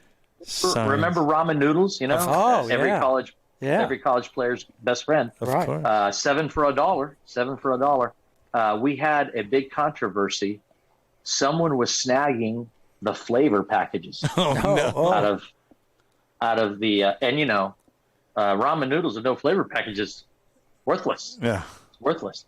Oh man, that was like I was staying up at night trying to listen for like somebody in the kitchen, and I was ready to come out there and like bust them, like taking the packages. But Flavorgate, you never figured it out, huh? It's probably Andy Bruner. Probably Bruno, wasn't it? it might have been, because there's a great story about Bruner sneaking into our room at night. So Andy Bruner is a friend of Craig's and I, or acquaintance. Oklahoma City. He's not a friend. Uh-huh. Yeah, He's little he was Andy. He's diabetic. just little Andy. Little Andy. He's just little Andy. He's diabetic, so he has trouble with his blood sugar sometimes, right? Yeah. So I was roommates my sophomore year with a basketball player. I became best friends with a guy on the basketball team. So he had come home so drunk one night that I told him, hey, don't come in the bedroom, because we shared a suite and he was on one side, I'm on the other side. I didn't want him barfing and stinking up our half of the room. So I said, sleep on the couch, put your foot on the ground. The world won't spin so much, So there's a 6'6" guy trying to sleep on this little couch with his foot hanging off, and he's not having too good a time with it. And he says, middle of the night, he's finally falling asleep. And all of a sudden, like when you're a little kid and you think you hear your doorknob turning. And he says, I think I hear the doorknob turning, but I don't even want to look because it's sort of creeping me out. And he says, and then all of a sudden he hears like that creaking, like the door opening really slowly. And he said, he is just literally frozen stiff. He sees the door opening. It's completely dark outside. It's completely dark in the room. He's basically got just one eye open like a little sliver. And he said, and this black figure comes in through the door like a black hood. And he thought, oh my God, it's death. It's the Reaper. Right. It's the Reaper. And he says, and it comes in really slowly, and it looks over the edge of the couch. He goes, and he jumps up and freaks out. And it was Andy Bruner. His blood sugar was low, and he came over to see if he could borrow some orange juice. That was the Grim Reaper, and he was so pissed at Bruner with the hood. He had a hooded robe with hood on it. Jesus Christ! What kind of thinking is that? I'm gonna go creep over there 2 a.m. in a hooded robe, Indoors in a hood. Oh my God, those are fun times. So was Spud Webb around when you were there at Midland College? I just out of I was curiosity. a sophomore when I was a freshman. Yes. And we had heard about the famous Spud Webb. And before we go to practice, we started practice at 1. I think the basketball team started at like 12:30. And we would go to the gym door and watch and hope we would catch Spud throwing one down, And even the freshmen, they were like, come on, Spud, throw one down, And he's like, man, I can't dunk, And a couple of times he kind of jokingly came running up, and then he would just throw the ball at the basket, And we were like, maybe he can't dunk all the time. Maybe it's just like, occasionally he can dunk, And so we never saw him dunk at practice. And then first home game of the season comes, and now we're in the athletic dorms, and we're right there in the parking lot. I mean, off the corner of the parking lot to our basketball arena. So it's walking distance. So we go like 2 hours before the game. We let ourselves in, and we put our jackets across the 20 seats in the front row. And then we go back to the dorms, and we sit in the front row at the basketball game. So we're rooting them on before they even start. Every time they call the player's name, we're calling them out and everything. They're looking over at us like, the hell's the matter with the tennis guys, And that first game, in the warm-ups, they're doing their layups and stuff, and a couple guys are dunking. And a couple times, Spud elevated really, really high and did a finger roll. And we were like, oh, God. And his feet are 30 inches off the ground, right? And we're like, oh, my God.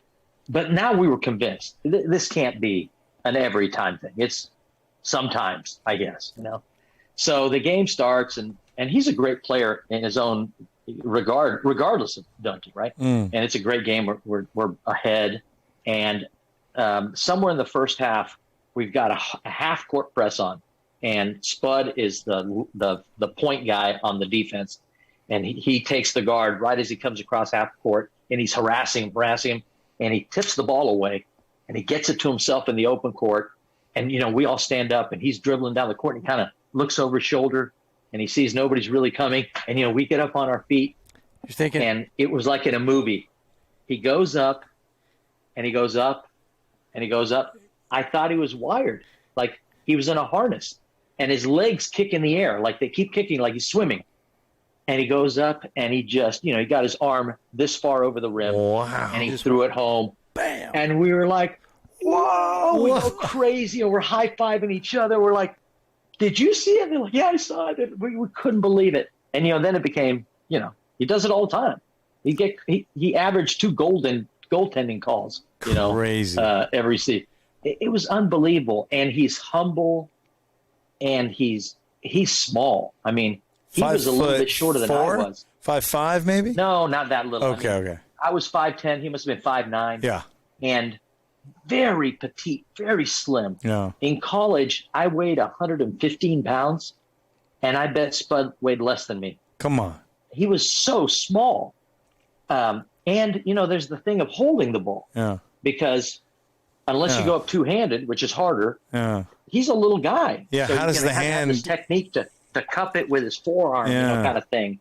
It was unbelievable. It was unbelievable to watch. What an and then athlete. you guys remember, he went on to win the slam. Well, before that happened, that year, my freshman year, U of H goes to the NCAA finals against NC State. Right. And we thought we won the game. We scored with like 2 seconds or 3 seconds left, and they inbound the ball. They throw it, and it's obviously not going to make it. It's a short ball, and Akeem let his man go, and Akeem's man caught it and just tipped it, and it went in, and they won. Crazy. And we were like, no basket, but it counted, and Akeem, collapsed on the floor. He made a mistake. He let his man go and everything. Well, NC State, Jimmy Valvano won the NCAA tournament, and Jimmy Valvano recruited Spud to NC State, and he himself made a personal visit to Midland to speak to Spud himself, and had he had a meet and greet.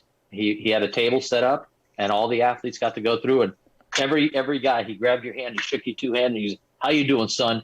He goes, keep up the good work, work hard, and it really came off very sincere. I mean, even though he said the exact same thing to every guy, he looked you right in the eye, and he pulled you in close and everything.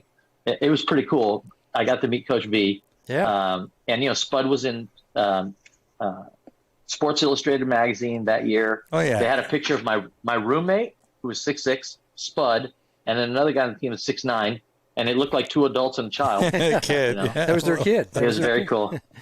And little known fact, Spud had a Trans Am. Pretty cool, pretty sweet. 6.6 liter Trans Am. The white with one? T-tops. Did he have the white one? Yeah, with the no, blue? his was red. Red? Oh. Red. What color was the And, bird on front? Was it white bird? It was the black bird. It was the black bird. Black. Okay.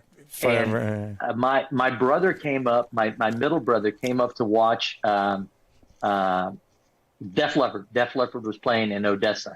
Really? Def And Leppard? we get ready to go to concert, and my pickup truck won't start. I can't get my pickup truck to start. So my roommate, who's a basketball player, my brother, and I would go over to Spud's apartment, and we're like, hey, Spud, can we borrow your car? He says, sure. He tosses the keys to the Trans Am, and we took Spud's Trans Am to Def Leppard.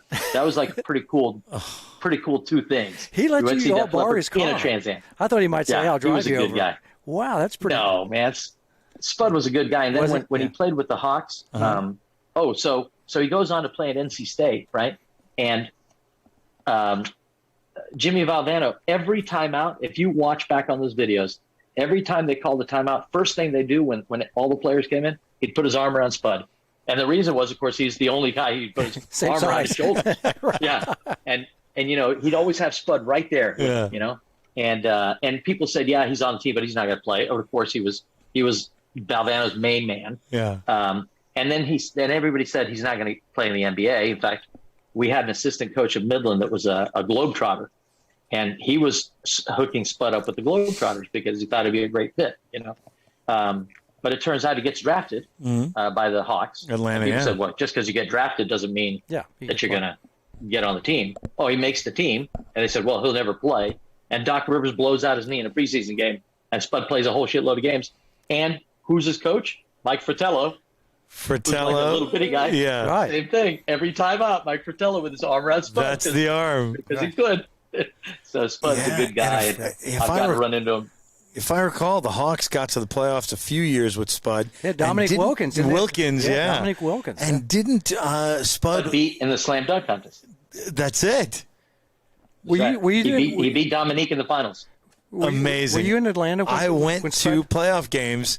Dominique, Spud Webb, all those guys. Love that guy. Yeah, man, that was a good. Yeah, I remember. I believe it was Game 6. Atlanta did pretty well with Boston and won that one. Yep. And I think Boston may have won the series in Game 7. But that was an awesome era in NBA basketball. When Spud came to Houston to play the Rockets, a friend of mine, his dad worked for the local newspaper, the Houston Chronicle, and he could get us into the game, but we didn't have seats. But we got into the game, and we went like 2 hours before the game to try to catch the early shoot-around when they come out before the fans and they actually work out. And we got there, and the Rockets were still on the court, but we didn't see the Hawks. And I asked the security guy, have the Hawks come out? He said, yeah, the Hawks already came out and went back. I was like, dang it. And I said, can I go in the tunnel with this pass? And he says, no. You got to stay out here. And he says, you could ask somebody going in, if they'll take a message for you. And so we're headed towards the tunnel to see if we can catch somebody going in. And there was a little group of people like sitting in the front row of the court. And when we walked by, somebody kicked me. And I look over, and that little group of people was all a bunch of reporters. They all had microphones on Spud, who was right in the middle of them all. And he kicked me, and he just gave me the, hold on a second. And my friend was like, oh. This is Bettina Bunyan. Yeah. He gave her My friend's not believing me. He gave you the kiss? No, but, he gets finished with his interview, and he comes up, and I hadn't seen him in a few years now, since he was a sophomore in college. Yeah. And he just came up, yo, George, what's up? What's up, George? And I was like, man, superstar, you're a superstar. And he's like, man, just trying to make a living. Love it. And he was super gracious and hung out with us a little bit after the game and introduced us to some of the players. Just a nice, real salt of the earth kind of guy. I talked to him a couple times when I lived in Dallas. He works for that development league. I think he's okay. He's like he's an executive with the D League for the Mavericks. Yeah, no, that's a great story about Spud. That's such a great nickname. And then also Muggsy Bogues. Oh, that's another short guy who could dunk. Yeah, was he smaller than Spud? Muggsy couldn't dunk. No, he was 5'3". Oh, but he was little bitty. Yeah, and he played at NC, right? You're right. And Spud's last home game at NC State was against North Carolina. Yeah. And everybody was making that matchup. They were making a big deal about the two little men. Muggsy and Spud lit him up. He did. He scored like 18. He had like double-digit assists, and I think he even dunked once. He made it clear-cut who was the best little man. the best short dude, yeah. Made Muggsy look thugsy. Yeah, thugsy. Well, I mean, what a great nickname. You get Spud Webb and Muggsy Bogues. George, what was Spud Webb's real first name? Anthony was his real name, and Spud was actually, they said, it was supposed to be Sputnik, right? Sputnik. They said when he was a baby, his head was so big. Sputnik was a big deal, right? And they said his head looked like the Sputnik, and the little body. Sputnik, not Sputnik. So Sputnik. they put Spud to him, but they meant Sput. But apparently that's what I heard straight from the Spud's mouth. I love it. That's a great. It had nothing to do with the potato or the chip. Or I assumed it was because he's short like a potato. Yeah. Right. I never knew that. Yes, he just always knows. I didn't know his real name. I just knew him as Spud Webb. Yeah, Spud. Yeah. I mean, I didn't. I had his practice jersey and his practice shorts from Midland, said Webb on the back, and I don't know what I did with them, but somewhere along the line I lost them, I guess. or that they'll turn up in a box one day like I'm Indiana sure. Jones. Right. Ah, Whoa, look at that. Well, the Holy Grail. well, before we get to the third set, Yeah. tell everybody if they're out in the Phoenix area how they can get in touch with you if they want to see George Schuldberg. How do they get in touch with you? The Arizona Country Club, it's hard to miss. We're right there in the Arcadia area of Scottsdale, and look us up, and you can find our phone number. My email's super easy. It's george@azcountryclub.com. Easy. So if you're from Texas and you're my way, I had a guy from Midland, Mike Doty's member, came out and hit with me the other day. Oh, cool.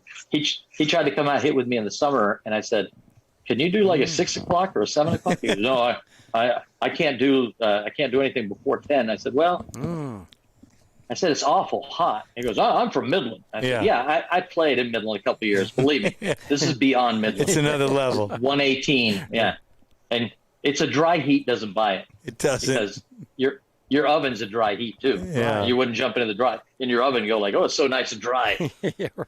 So did he make it at 10 o'clock and he got to about 10:15? No, he bailed out of that one. Right. But he came and hit with me the other day at 7. Yeah. Yeah. Good. He got smart there. Good. A nice mannerly 7 a.m. Yeah. Are you close to Camelback? move, yeah. Are you close to Camelback Mountain, Indian School Road? So that's exactly where we are. We're between Indian School Road and Thomas, and we're on one side of Camelback Mountain, and Paradise Valley Country Club is on the other side of the mountain. of Camelback Mountain.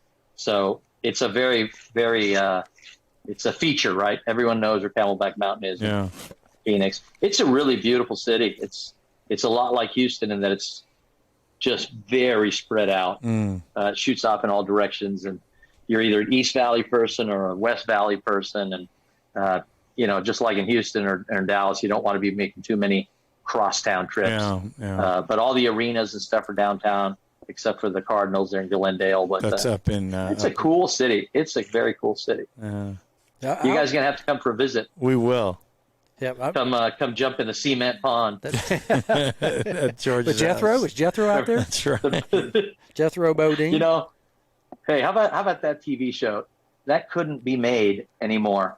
No way. That show's so politically incorrect. No way. They talked about Jethro, who's the genius of the family because he went to school through the 5th grade.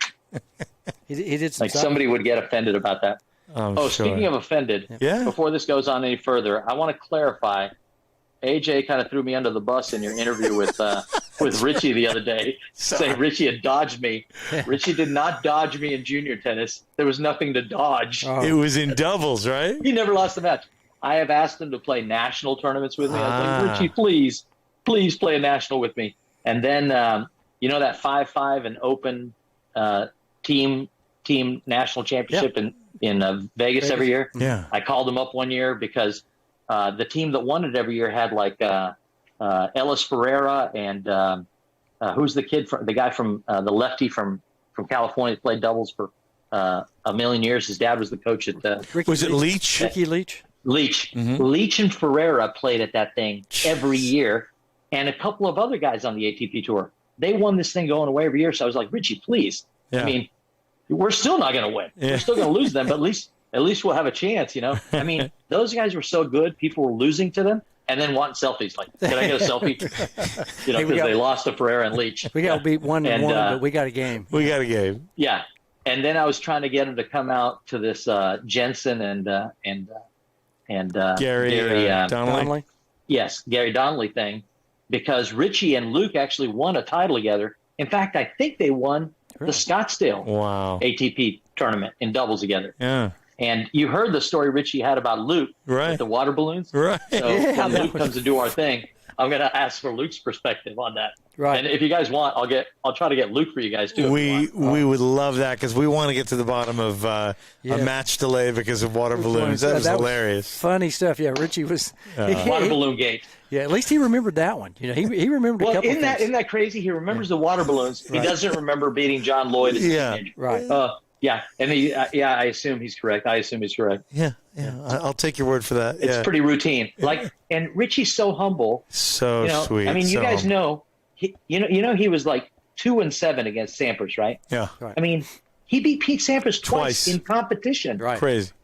He beat Boris Becker. He beat Mats Wilander. Yeah. He beat almost everybody that is a legend he beat once, right? Yeah. Yeah, he lost to him more times than he beat him, but good God, You still won. to say I beat them once. To have the return of serve and the mental toughness to sometimes break Becker, Sampras, people like this. That dude had a Crazy. return. I remember watching him play a couple of times. Oh, this backhand Man, return. There's a is YouTube, Yeah. that two-handed backhand unbelievable. return, the more you kicked it, the more he liked it. Yeah. And there's a YouTube video of Wimbledon one year. He played McEnroe first round.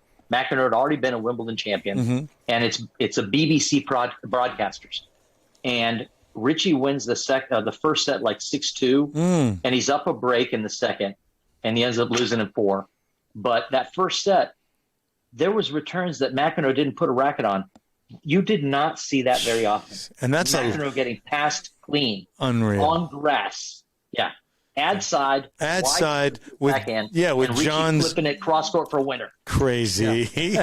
There it is. The one hand clap, baby. No, man, he was The sound of one hand clapping. That's part of George's legacy. That's right. No. What a humble guy. So yeah, Richie, I wasn't calling you out. In fact, Richie was always, I told you guys that anecdote.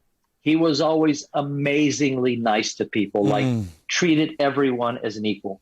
And I thought maybe he had a bad memory, like, oh, he's mistaking me for somebody else. But in adulthood, I realized he was just being very cordial to people. So I'm at the WCT one year at the Summit, which is now the big arena, the big church, the mega church. Yeah. And I go to the food line to go get some pizza or something. And who's in front of me in line? Richie. But he's looking the other direction. I thought, I haven't seen him in a little bit. I was already in college at Midland. And he turns around and sees me and he goes, "Hey, George." He goes, "How's it going?" I was like, "Hey, Richie." And he says, "I haven't seen you at junior tournaments," which first thing I thought is like, "Oh, you look for me at junior tournaments?" I'm surprised he would mention that. And I said, "Well, I'm already in college, so I'm not going to play very many tournaments. I'm going to play as many as I can." And he goes, "Oh, where you go to school?" And I said, "Midland, junior college." And he's like, "Oh, yeah." He goes, "Isn't John McCauley and Tommy Swada, Tommy Sveda, whose son qualified for the U.S. Open last year?" He was out there? Zach Sveda, yeah. I didn't realize that. Yeah, we played at Midland together, yeah. No kidding. And I was like, "Yeah." And he goes, "Oh, man, great. Yeah, that's awesome." And then he says to me, he goes, "Are you playing that pro tournament in Amarillo this summer?" And, of course, I didn't know there was any pro tournament in Amarillo this summer because that was not really my kind of concern, right? And I was like, "I'm playing it all cool." I was like, "No, I don't think so. That's so far away." Not too far away. Not this time. And he goes, "Yeah, I may not play it either." And I thought, "Oh my God, what a nice guy!" So gracious. So bullshit. He totally went and played that thing. I guarantee you. He probably won it. Just trying to fit in and not be braggadocious, Right. Just such a good guy. And then years later, when I was at the Briar Club and he was playing the River Oaks Invitational, I ran into him with a bunch of my students. And same thing, I hadn't seen him in years and years. And it would have been completely understandable if he ducked me and avoided me. But he saw me coming, and same thing. He greeted me and my kids. Amazing. Nobody ever believes me when I tell them, George. I know these people. No respect. Yeah. And they're like, "There's Richie." And I'm thinking, again, I'm sweating bullets like, "Oh my God, please don't brush me off." Will he remember me? Very cordial. And before I even said anything, he introduced himself to each kid I was with, and they were like so thrilled and everything. So I got nothing but good things to say about that guy. And neither does anybody.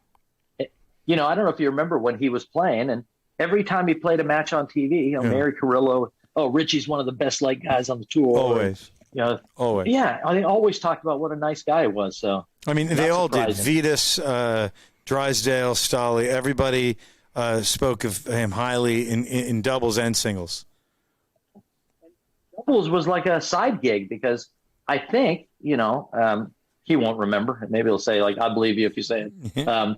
What I understood is, he had a successful singles career that he was playing limited doubles, and then he had an injury, and that took him out for a few months. And when he came back, to get more matches, he played doubles. And of course, if you're a top 20 player in the world singles, you're going to be a pretty damn good doubles player. Yeah. And he always played with good attacking guys. And you put Richie's return back with a good net guy, and that's a pretty good Yeah, he always pretty played good with combo right there. Jared Palmer, Jim Grab. Right. Those are two Stanford guys. He played with Todd Martin, a match that I saw them in Davis Cup. So these were always, big serving, like you said, attacking guys. And Richie could attack too, but amazing return setup man. He changed a lot when he was at SMU with Ralston. Dennis Ralston, the captain. Richie was much more of a baseliner, counterpuncher. And when he came out of SMU, his serve got bigger and he served and volleyed quite a bit. I think Ralston left a mark on him, positive, for the positive. And, Good. When I was talking to Gary the other day, Donaldson, I asked him, I said, so were you number one in the nation ever as a junior? He said, no. I said, so how does John Boydham, how is he number one in the nation every year in the juniors? And you're not. And you make it to 42 in the world, and he gets stuck at 262. And he laughed, and he said, well, he goes, I'm lucky the game was transitioning to a bigger game when I came up, and I had a big game. I was a big server. I came in a lot, and that was where the game was going. And I think I caught the wave right at the right time. Yeah. And he said, what's successful in the juniors doesn't transfer very well to professional tennis. So if you're a super successful junior, sometimes it just doesn't work. And, we've all seen that. But Definitely. I definitely wanted to hear from the horse's mouth, right? So yeah. Man, fantastic advice there. And Richie was at SMU when you were at Midland, is that right? Then, because I was only 6 months older than him, but I was a year ahead in school. I see. I skipped a grade in school when I was a kid. So you were what, high school class of what, like 83? I graduated high school at 17, started college. I didn't turn 18 until I was second semester of my freshman year. So that's why I was still in the juniors, but I was already playing college tennis. We've got Nick Smith, who's a great tennis professional and a loyal listener. He's asking, what years were you at Midland, and did you guys play against Grayson College? Grayson College was related. So it's like every JUCO in the world, but I was there 82, 83, 83, 84. We had a memorable team, 83, 84. And then the year after that was really excellent, too. I was disappointed that I missed out that next year because John McCauley, Tommy Sueda, Brad Bailey, they were all freshmen when I was a sophomore. So that was a strong team, but we had a setback. We didn't have a very good regional that year, and so we didn't go as far as we planned. And the next year, of course, they ditched me, and they ran to like 3 in the nation or something like that. But me and Robert Vry and I were. Can you guys still hear me? Yeah, of course. Oh yeah. Okay. I think my AirPods are dying, so at some point I'll probably switch to the computer video audio. But anyways, Tommy and Robert Vry, who was a great junior player from Texas, we played doubles together, and we were virtually unbeatable. I think my second semester of my sophomore year, we went like 32-2 or something like that, and that included playing TCU twice that year. Big time. We played them in the spring, and my guy asked me who we were. He was like, "Where do you play?" And I said, "Midland." He goes, "Oh yeah." Because that's how excited they were to play us. Yeah. I played one of the what's the guy's name that was in Abilene for a long time? Rick. Richter? Carl Richter? Did you ever play Richter and Payne? No, Rick was his first name. Rick Myers. Rick Myers. Remember his brothers, his twin brothers? Yeah. The better twin played at TCU, and I played him. And we swept the doubles. Remember those days? All the doubles matches. Of course. Yeah. So we swept the doubles. We were up 3-0 going to the singles. Yeah. And we won the first set in 4 of the 6 singles matches. And all we had to do was pull 2 of those out, right? Yeah. And Coach Bartson was running around from court to court. Bartson, legend. Freaking out, right? Freaking out because he can't lose to a JUCO. And, of course, all of us lost except for Brad Bailey.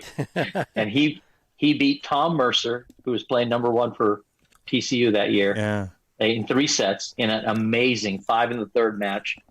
And the second he comes off the court, Tut Bartson puts his arm over his shoulder, sits him down right there in the front row. And we're like, holy crap, he's going to steal Brad. Recruiting him right there. Yeah. And about 15 minutes, and then, you know, he shakes Brad's hand, and Brad comes running up the stairs. We're all high-fiving him and everything on the great win. And we said, what did he say? And he said, he offered me a half scholarship next semester. Like, silence. We're like, what'd you say? And he said, I said, half scholarship, coach. I just beat your number one player. And he stayed at Midland. Oh, that's beautiful. How's that for awesome? Half That's scholarship. so funny. Half a scholarship. It's funny you mentioned Tut Bartson at TCU. One of course, a couple decades after we all played in college, Cameron Norrie played at TCU. He just won Indian Wells a couple hours ago. Okay. He beat Nicholas Basilashvili. I don't know what the score was. He beat the Basher. Yeah. The Basher. Interesting. Yeah. What's the coach there at TCU? David Roditi. Yeah, amazing guy. So Roditi was coaching at St. Stephen's Academy in Austin, right? Austin, when I was at Austin Country Club. Yeah, he was literally less than a mile away. Right. And good coach. Yeah, had some good juniors and everything, but I certainly didn't see that coming. Just has an amazing program over there at TCU. Yeah, but very successful. I remember David Roditi when he was just another assistant pro over there at St. Stephen's. And he, of course, played here at TCU, became a teaching pro, and then boom, college coach, and now, pretty damn successful. And by the way, has similar headwear tastes as George with the flat brimmed Amish cowboy hat. Yeah, we Amish have to stick together. Well, you do, and beardsmen and Amish hats. That's great. Well, Craig Bell, time for the third set. Yes, let's get the third set. Yeah, going. who are we rolling with? Who's the sponsor, my man? That would be Master Systems, the great Blair Descaray. Love it. Love Blair. He's anything that has to do with courts, pickleball courts, tennis courts. He's the man. Nets, accessories, probably pickleball, tennis balls, anything that you need for tennis needs. Master Systems. You probably don't remember Blair at that time at Royal Oaks, do you? Did you ever have Blair work with you? By the way, if you haven't tried the new Wilson True 32 pickleball ball, nice. Is it a good 32, one? Yeah, the pro version, the red one. Man, fast and holds its shape. And pretty cool ball. Anyway, shameless plug. Good. I like that. Yep. Yeah. All right, third set. All right. I like it. Here we go. All right. So we're going to do 3 segments in the third set. Yep. So the first segment is our musical portion. I was like tongue-tied. I was nervous because I was talking to George. Hadn't talked to him in 10 minutes. Yeah.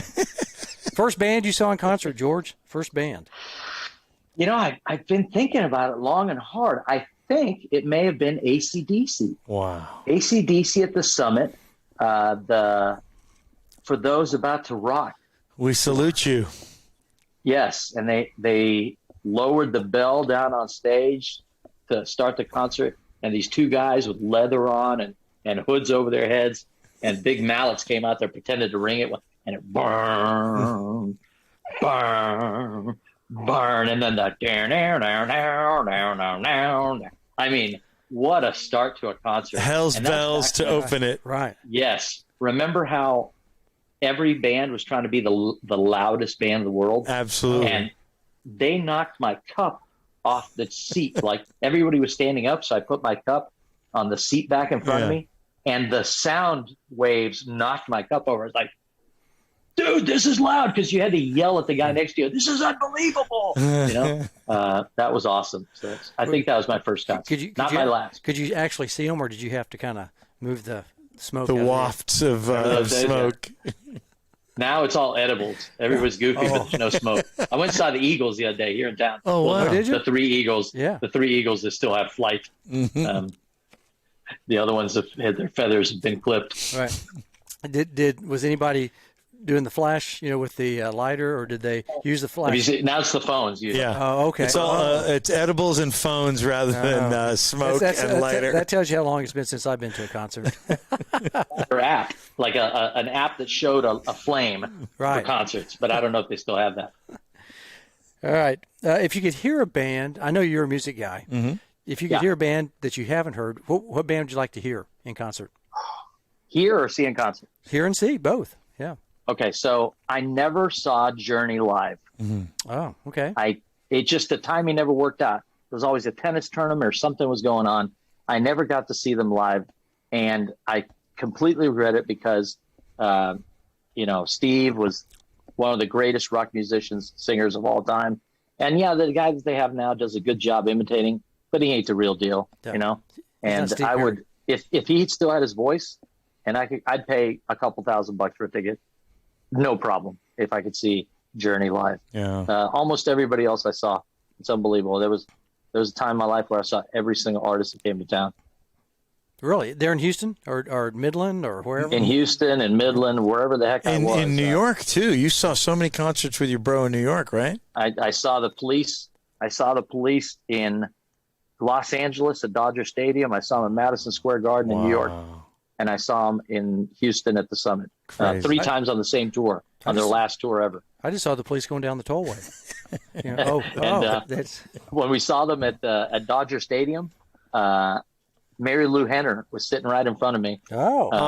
Beautiful girl from. It was like we were in the second row, right in front of the stage, and it was Celebrity Central. Jeremy Piven, Ari, of course. He was right there, and everybody calls him Ari. Yeah. He comes up the aisle, everybody's like Ari.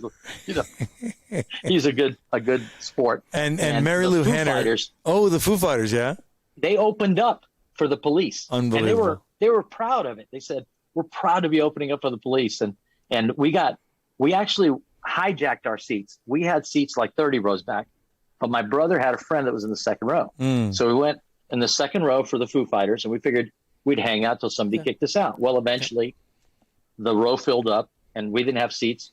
So we were in the aisle, and usually you get booted out of the aisle because obviously you don't have a seat, but we didn't get booted out of the aisle. So then we just walked right up to the security barrier, and there was a security guy right in front of us. He never said anything. So we literally stood 5 feet from the stage the whole show. We were like, my brother and I kept high-fiving each other. Like, this is amazing. What the heck? Who cares? And Mary Lou Henner. But, we went and saw John Bon Jovi. We were backstage. I sat on the side of the stage for John Bon Jovi.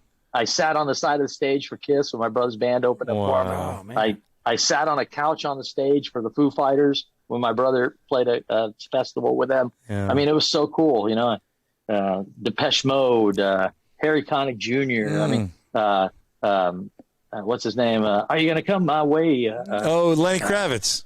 Lenny Kravitz. He's a hugger. He's not a shaker. He hugs everybody. He's a hugger. And Margot Timmons of the Cowboy Junkies. Yes. I love the Cowboy Junkies. I saw them at Liberty Lunch in Austin, which used to be this awesome, very intimate little venue. Maybe it held 250 people. And they did a concert, and they all sit, and there's candles on stage. No big lighting or anything, and it's very moody, and it's all very slow.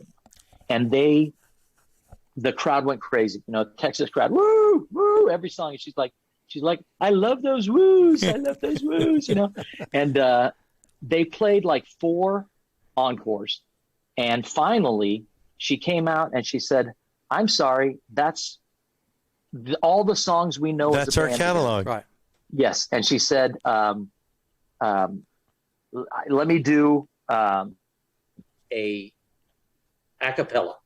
And she came out and did a song that they do on an album a cappella, and you could have heard a pin drop. It was amazing. One of the best concerts I've ever been to. I bet she did. Did she do the Velvet Underground's Sweet Jane? Sweet Jane, yeah. But that wasn't the one she did a cappella. Okay. She did a song called Mining for Gold or something like that. Yeah. And fast forward a couple of years, and I get to see him in Houston at a nightclub that my brother managed. And so after the show, there's a meet and greet, and I'm in line with everybody, and I get up to see her, and I shake her hand. I said, "Hey, I was at your show a couple of years ago at Liberty Lunch in Austin." I said, it seemed incredible. I said, "So tell me the truth. Like, was from it your perspective? Yeah, was it special? The same as every single night?" And she goes, "No." She goes, "That was a special show." She goes, "Not the best, because the best was when Bruce Springsteen showed up at their show in Asbury Park, New Jersey, and sat in on some songs." And I said, "Okay, that's better." Okay. And she said, "But it was a wonderful show." Anyways, we start talking and talking and talking and talking, and like there's people in line waiting, and they gave up. And finally, two of her brothers in the band are like, "Margot, we got to go," Like, come on. And she was like, "Yeah." And I was like, "She's digging me," I mean, and I was digging her. She's beautiful. And she goes, "Well, I've got to go." She goes, "It's a real pleasure talking to you." And I said, "Yeah, me too." And we shake hands, and her hand was really cold. And I said, "Oh my goodness." I said, your hands are so cold." She goes, "You know what they say, cold hands, warm heart. And I was Oh, like, damn. Like, if the brothers weren't around, Yeah. I would have made my move. But Like, you know, is What are your Margot digits? Timmons just hitting on me right now? she said, "Hey, what are your I digits?" think Margot Timmons hit on me. Yeah. All right. What's your digits? All right. Who's your favorite band out of all the bands out there? Is there a favorite that Oh, you man, go to? that's hard. Yeah. That's so hard. Okay, I'm Too just tough. going to I'm going to have to go back to my childhood and say the Police, because they were the first band I really, really loved. But I mean, that's like saying which one's your favorite Yeah. child. You know what I mean, Well, we're going to Yeah, torture you. that's a hard thing to We'll ask. torture you. Favorite Police album? Outlandos or Ghost in the Machine or Synchronicity? What are you thinking? so the weird thing is I like the early stuff the best. So Zenyatta Mondada? I love Zenyatta Yeah, Madonna. I love their first album, but I'm going to have to say, probably Regatta de Blanc was my favorite. So esoteric, and it was before they got really poppy. But even their last album, even Synchronicity, had some great songs on it. But the more they went on, the more pompous Sting got. And yes, he is incredible. He's an incredible songwriter. Yeah. I mean, who the hell works, Nabokov into a pop, Lolita, Humbert, he's a great, but his ego was so big, he killed the band. He squashed the band because he was a great musician on his own, but he wasn't the Police. And it's a cool thing, but it's completely different. Oh. And to me, not as great as that team thing that he had with the Police. And Copeland. And, I'll never forgive him for dumping Stuart Copeland. Stuart Copeland, my brother's a drummer, and Stuart Copeland was his idol. And to me, one day I hope somehow I can put my brother together with Stuart Copeland somehow. He did get to meet the reason my brother became a musician was because of the Stray Cats. Oh. I went through a Stray Cats period. Yeah. Love that band. He liked them, and his friend got a guitar, and he stole a snare drum. He was in marching band. Mm-hmm. He stole a snare drum from school, and his friend would play guitar, and he would play the stand-up snare drum, like Slim Jim Phantom. Right. And way, way many years later, when he was a musician himself, they were in town, and a friend of ours, that was producing the show called up. My brother said, "Hey, you want to come out and meet the band? I know you like them." And he's like, "Yeah." And he said they could not have been nicer. I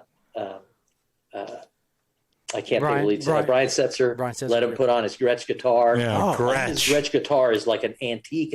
It's a priceless instrument. Right. And he let my brother wear it for some pictures, So they were very nice, even though my brother was like being a fanboy. So yeah. No, they were good. Yeah, Stray Cats. Cats are great. Yeah, I remember them. I went to that concert with Tammy Christensen. Really, the tennis player. Yeah, yeah. Brian still tours, evidently. Yeah, he has that. He has that orchestra. Yeah, he does. Yeah, he has the Brian Setzer orchestra. Yeah, I've heard it a few times. I caught them on YouTube, so they're actually pretty good. So if you were in a band, Georgie, you might have been in a band.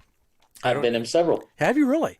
So be interesting. Were you the lead singer, guitarist, drummer, singer, front man? Huh? Front. Yeah. Wow. Did you have the leather pants? No, never leather pants. It's a little sweaty. A little sweaty. A little sweaty. I think you look good in leather pants. Not that I would say, he could pull it off. I think you could. So remember Mike Young, the Prince rep? Of course. We actually just had conversations with that guy. Yeah. He's going to be on the show as well. My brother's band, their lead singer, I used to travel with my brother's band for about a year. I was their road manager. Mm-hmm. And we used to do the Texas circuit, Corpus, Austin, Houston, Amarillo. In Corpus, at South Padre, we used to play spring break in South Padre Island at the Radisson Hotel on the beach for 2 weeks solid. 2 weeks of spring break. Awesome gig. You play 6 nights a week, but all day long you go to the beach. And we're there, and the second night that we're there, spring break, best gig of the whole year. Yeah. The singer, after the show, he's like, I can't talk. And we're like, what? His voice is gone. We give it overnight. The next morning, he can't even say a word. We're like, oh, shit. What are we going to do? Mm. So we call the manager back in Houston. We tell him what's going on. He goes, well, I can get somebody out there, but, you're going to have to rehearse the songs. And, he's not going to know all the songs and blah, blah. And I said to the band, I said, hey, I know. Yeah. And they're like, yeah? Do you dare do it? I said, yeah. Sure. And they said, all right, let's go to the club, fire with the PA and see what happens. So we go to the nightclub. It's like, 1 o'clock in the afternoon. We fire up the PA. We run through like half of 5 songs, and they're like, all right, good for us. Yep. I said, good for me. So that started my singing career right there that night. Padre Island, So South Padre Island. Wore sunglasses because I was so nervous. I wanted to be able to close my eyes and people not know. But man, it took about 18 seconds, and then I was totally into it. Yeah. And for about 3 months, the guy in the band had the singer had polyps on his vocal cord, so he wasn't supposed to talk at all for 3 months. So for 3 months, I was the lead singer, and we're in Maggie Mae's in Austin. Yeah. You know, that had that corner downstairs stage with the glass, and we're playing one night. I'm doing my songs. Yeah. You know, and it's crazy. When the lead singer, when the other guy was the lead singer, all the girls talk to him. Of course. I'm the sound man, whatever. I'm getting the leftover girls. In one day, I go from sound guy to singer. All of a sudden, all the girls are all over me. Unbelievable. You just got to have the microphone in your hand. So I have a great night. Girls are like throwing their underwear at me and everything. Keys, and I hear this tap, tap, tap, tap, tap, tap. And I look back on the glass, and there's Mike Young. He's like, and I was like, come on. And I tell the door guy, I said, let that guy in, you know. So he comes in, and you know, he waits till the next break, and he's like, what the hell? And I said, yeah, you know, my brother's in a band. And he's like, this is unbelievable. He goes, I'm walking by and I'm going, my God, that looks like George. That's Schuldberg. Georgie. He goes, and then I'm thinking, it is George Schuldberg. You know? And so that was my first one. And then I was in a band with my brother's, my brother's ex-band's guitarist. And then I was, right before I left Dallas, I was in a REM tribute band with 2 guys. And we never got to do a real show because we couldn't find a drummer. But we'd been rehearsing. We had like 15 songs down. And then I moved to Omaha, and that was the end of my the end of my band. So I'm going to try to get another band together one of these days. I'm always fascinated by the tribute band names because they always draw a reference from lyrics or an album. What was your REM tribute band name? So it was still up for grabs. I thought either Murmur, which is the name of their second album. Sure, yeah, 83. I remember it well. Driver 8. Like Driver 8. Yeah. And I already had the first. I had how the show was going to start. It was always going to start with just a couple house lights, aiming down, put a little fog out there, and a locomotive, like, you know, the whistle, and then the Driver 8. and then as it got louder, Rockville. kick in with the Driver 8 song, because it's got a good acoustic part. The main part is the electric, but it really sounds full, and I could play it on acoustic too and sing it. So I thought that'd be a great opener. Plus, it's a great song. It is. I would think Rockville would be another good, first of all, a good name for the band. Don't Go Back to Rockville. Or, like you said, Murmur or Radio Free Europe, I bet you could belt out. Europe. There's so many because their song titles were esoteric. They were so crazy. Yeah. Yeah, and his lyrics, the more Michael Stipe mumbled, the better I liked him. I saw Michael Stipe on the Murmurs tour, REM at the Murmurs tour, at Astro World. Wow, in Houston. They didn't even sell out the seated section. There was a seated section, and there was a big hill. Yeah. Everybody was in the seated section. Michael Stipe was so introverted. Yeah. He had a big hat pulled down really low on his hat. He had a brown house dress on. I remember this look. You know, he murmured his lyrics, just mumbled. Yeah. And nobody had any idea what he was saying. And like between songs, no banter. Yeah. Quiet as everybody tuned. And then another song. And like about the 5th song in, Peter Buck on guitar said something like, how you doing, Houston, you know? Yeah. And then Michael Stipe shimmied out of his dress and he had like a secondhand suit on. Yeah. But the more he mumbled his lyrics, the more I liked it. Oh. Because you weren't sure what the songs were about. And they were sort of mysterious. And then when you could understand what he was saying, it was like, you know, shiny, happy people. And I was like, I don't really want to know those lyrics. So, do you remember that song, Catapult? Yes. I always thought it was Can of Dirt. Like he mumbled so much. It was the start of misheard lyrics, like that meme of misheard lyrics. For me, how are you going to understand that guy? And then, of course, they got a little poppier, like you mentioned, Shiny Happy People or End of the World as we know it, which had some unintelligible, you know, quick rap, quick fire lyrics. Yeah. And you know, another one was Sitting Still. Oh, yeah. And there's a line in Sitting Still that even the internet doesn't know. And he admits, he doesn't know because he used to make them up Wow. spontaneously on the mic. He himself so even didn't know. he had to go back and listen and try to think of what he's saying, and they would bury his vocal back in the mix a little bit because he wasn't a very confident singer. But it's like Ann May slams the kitchen door, but not May. No, something slams the kitchen door, but not May Ann. Not man. But if you listen to it, it sounds like something different. So I would sort of say those lyrics, but making it sound like what it. So I made it unintelligible, which made it very realistic. The guys in the band were like, dude, you got him down. You got Stipe down, man. Yeah. I'm mumbling. Like, I have to mumble. Mumbles. Mumbles, that could have been the name of the band. Yeah. Do you need a glockenspiel player? I play glockenspiel. Can I play glockenspiel with you guys? Glockenspiel's hard, dude. I mean, I'd be impressed if you said you played the glockenspiel. I do. You know, I played trumpet for 6 years in our high school band and marching band. Tennis player, great athlete, and band geek. Well, Did you have some Herb Alpert albums? Oh, yeah. Herb Alpert, the Tijuana Brass? Yeah. We played a little I like Chicago. We were like Chicago Transit Authority. Yeah, we had 25 or 6 to 4 down really well. Da da da da da. Yeah. Da da da da da. Da da da da da da da da da.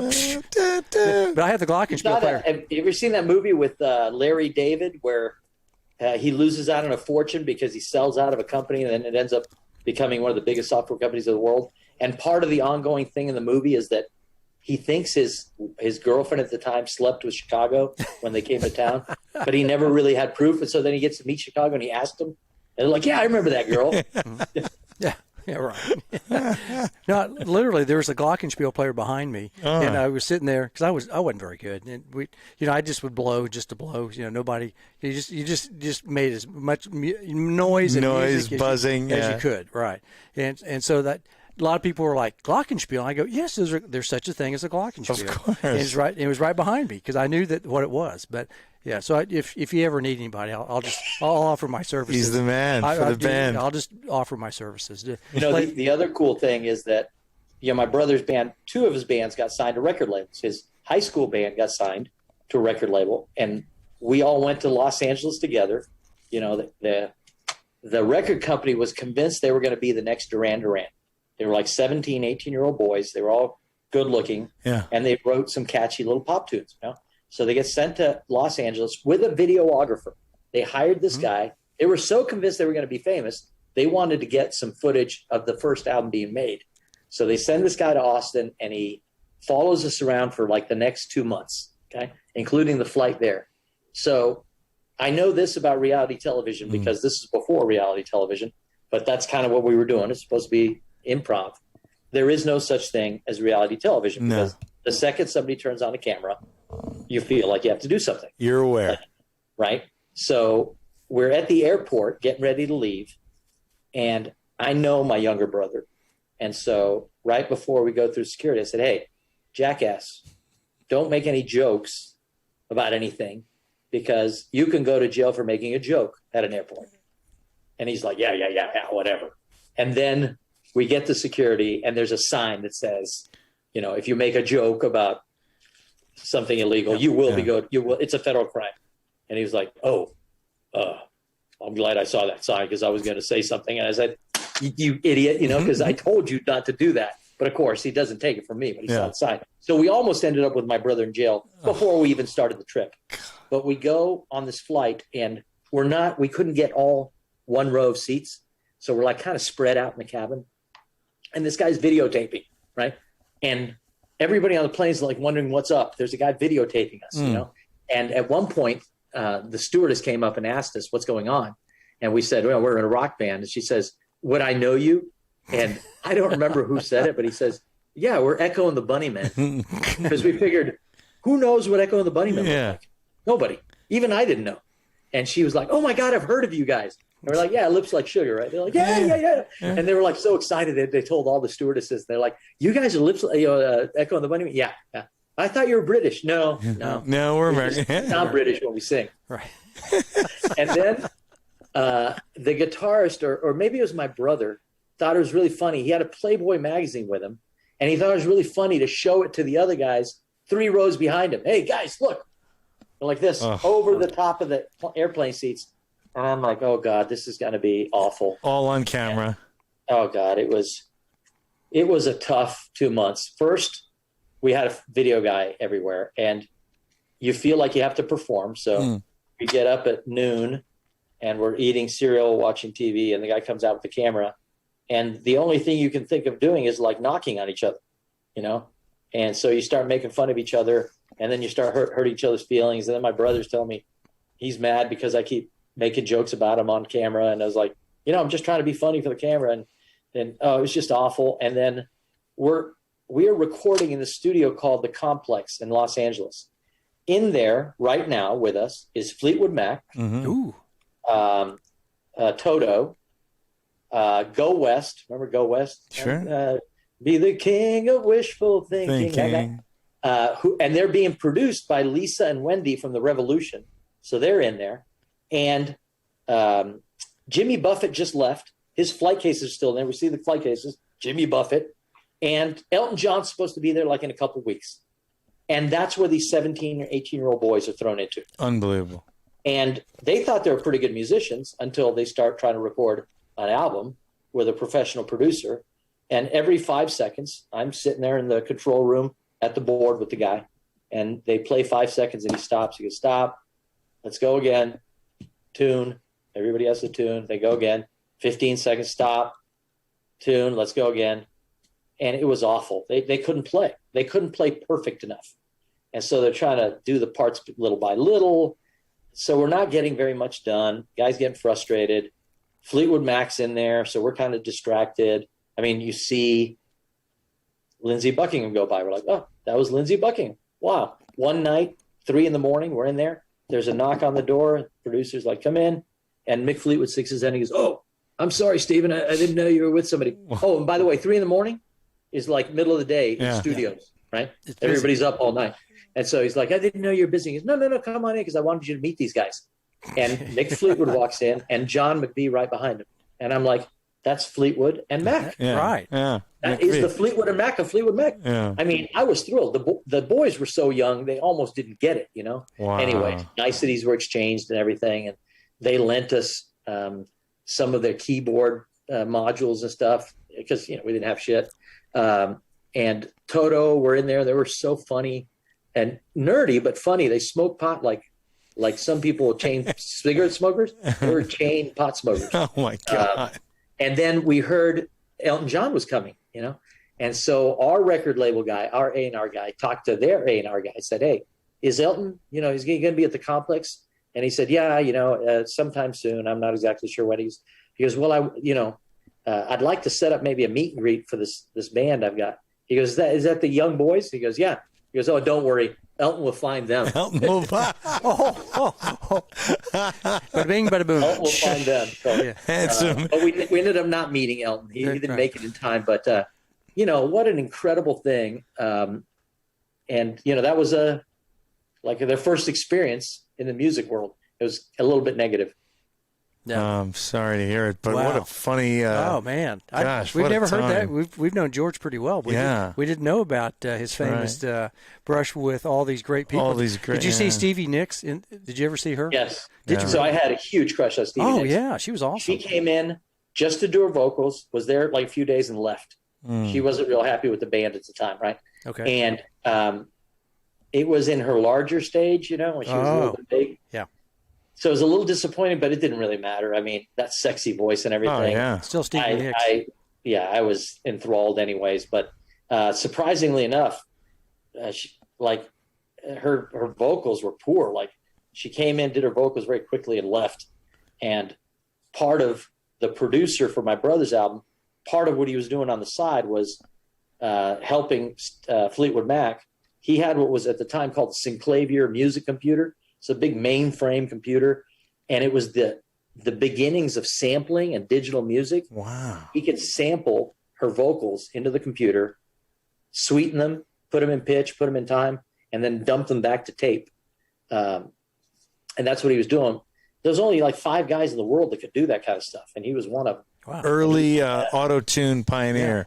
That kind of thing, right? Yeah. But now it's a $299 software.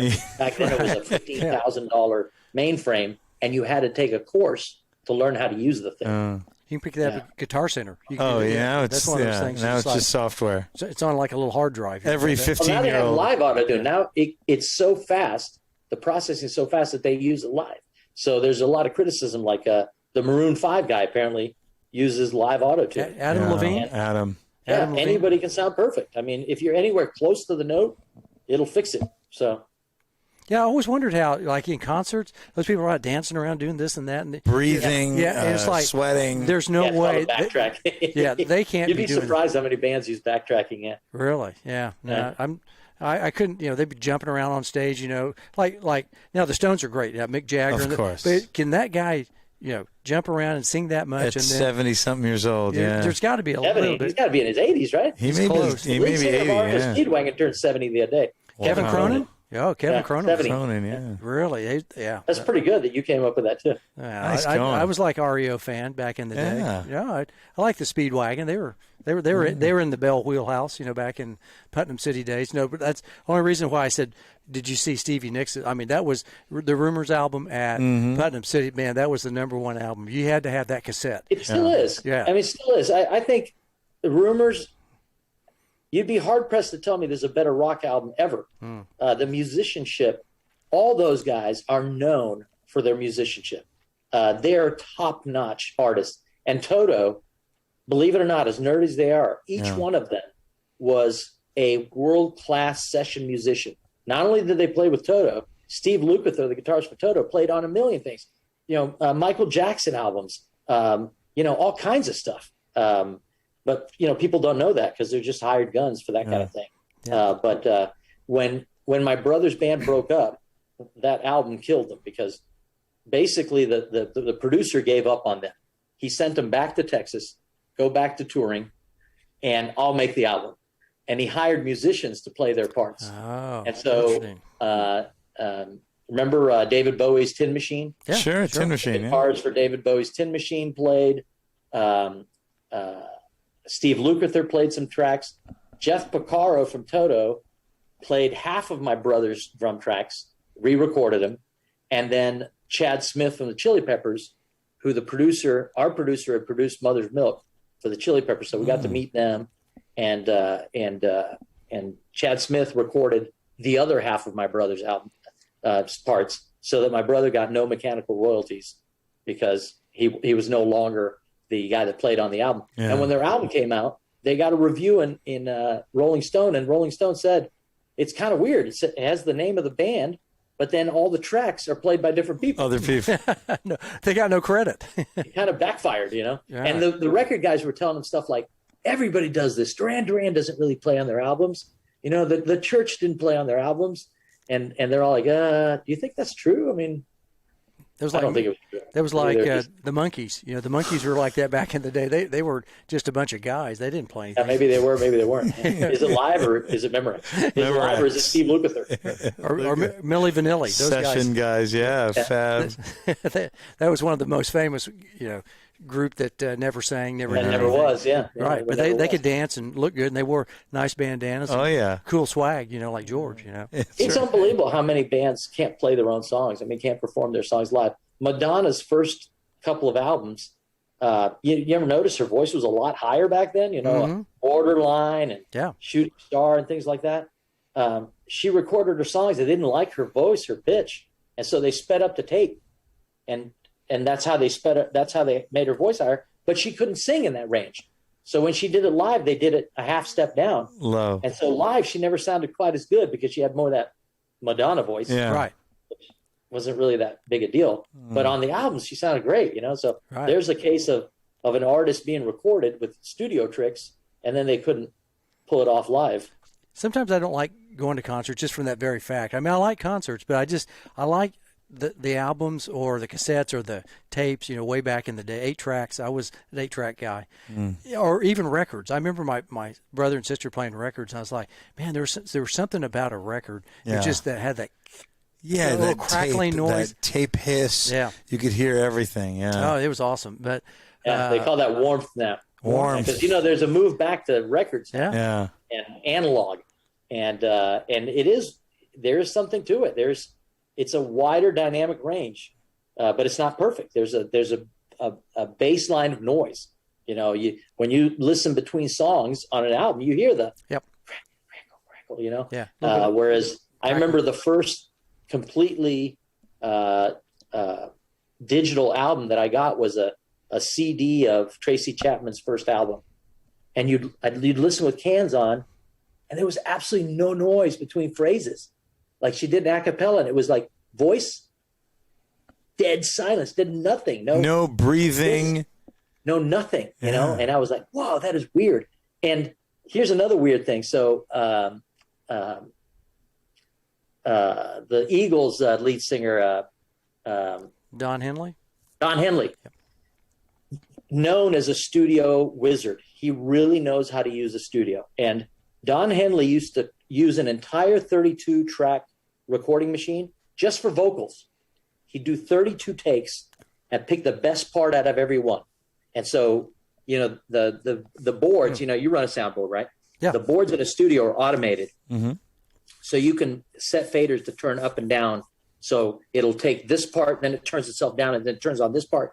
And it's nitpicking the best take of 32 takes for each piece. Well, you can imagine in 32 takes, he probably breathes at different moments, And so sometimes the phrase would sound weird, like it was a long phrase without a breath.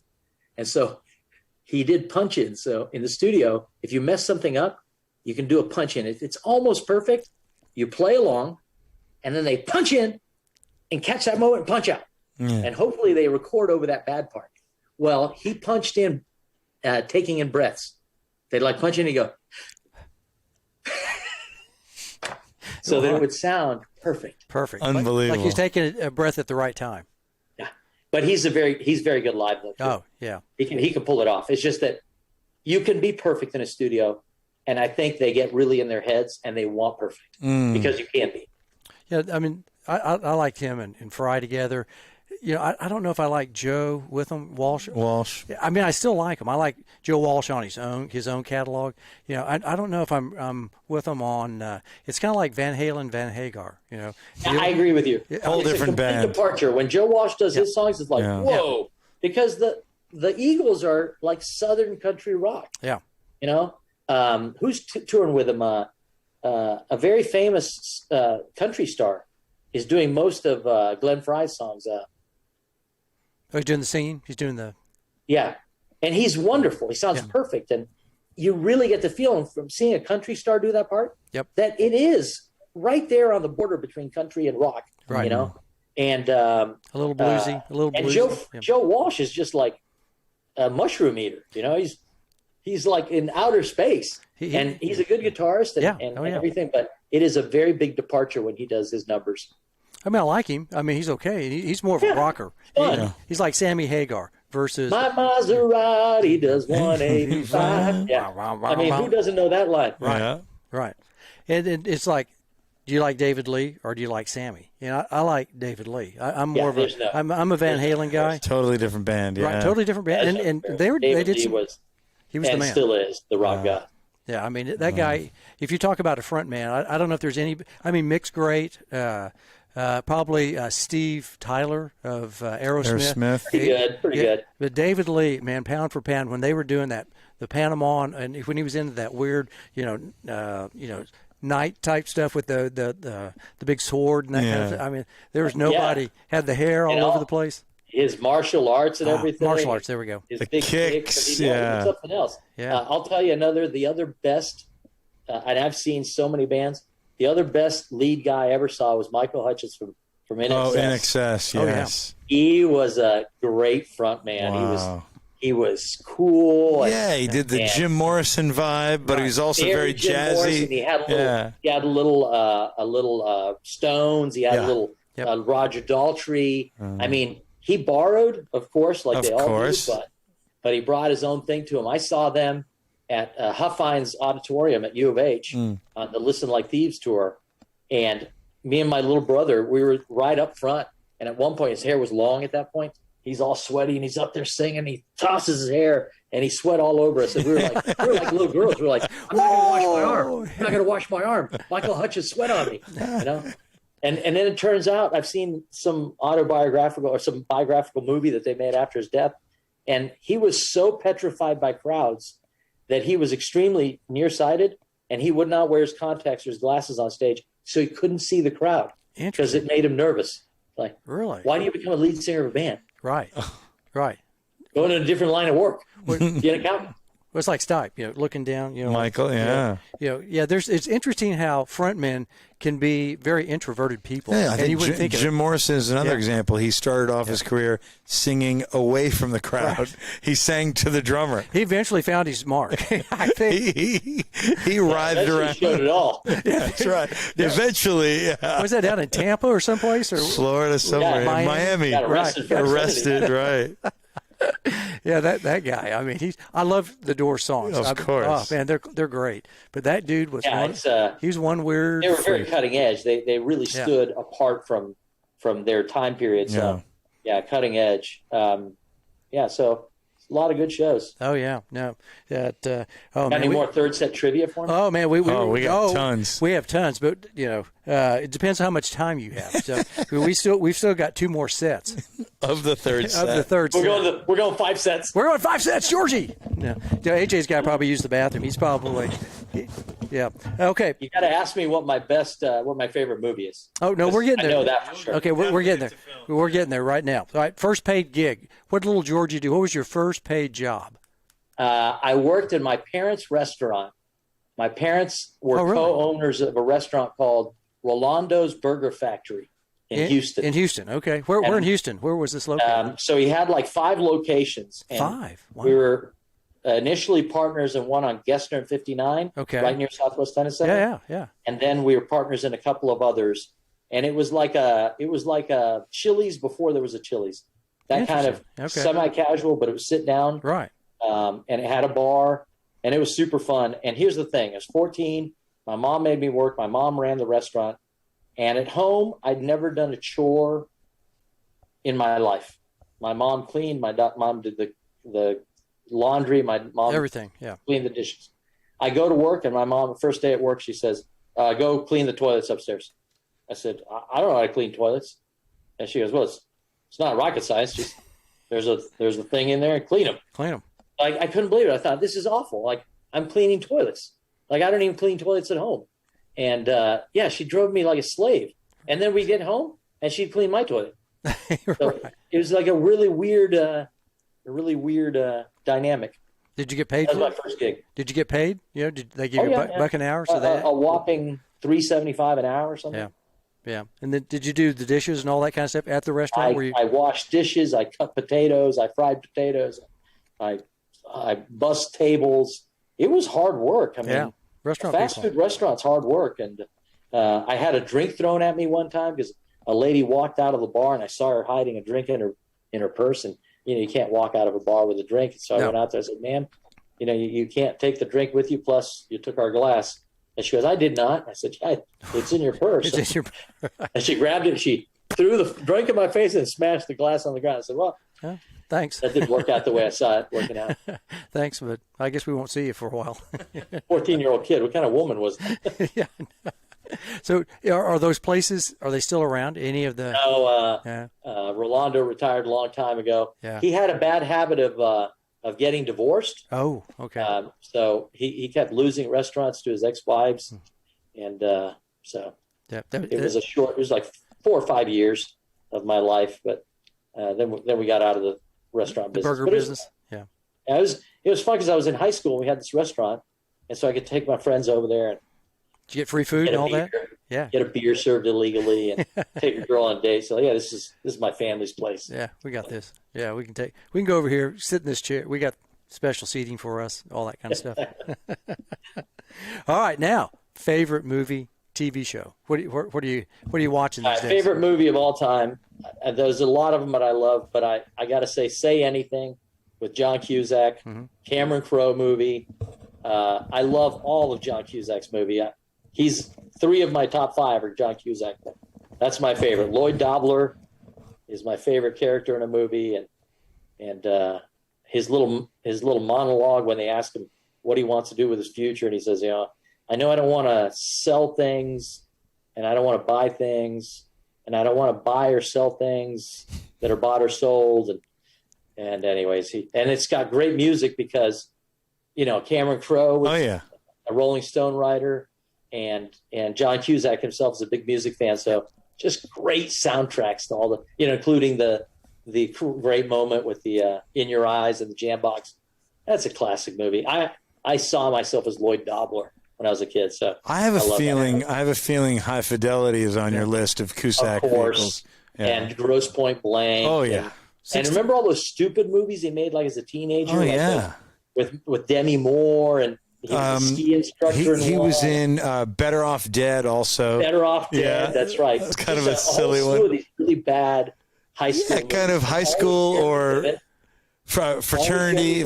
Yeah, college fraternity kind of vibe. I thought you were going to say 16 and Candles. always his sister Joan was always in the movies with him. Right. Joan Cusack. Yeah. If he got a movie, he would say, "You got to find a part for my sister and a part for Jeremy." And favorite TV show, I got to say, is MASH. Oh, Big, one of the best. big Hawkeye Pierce fan.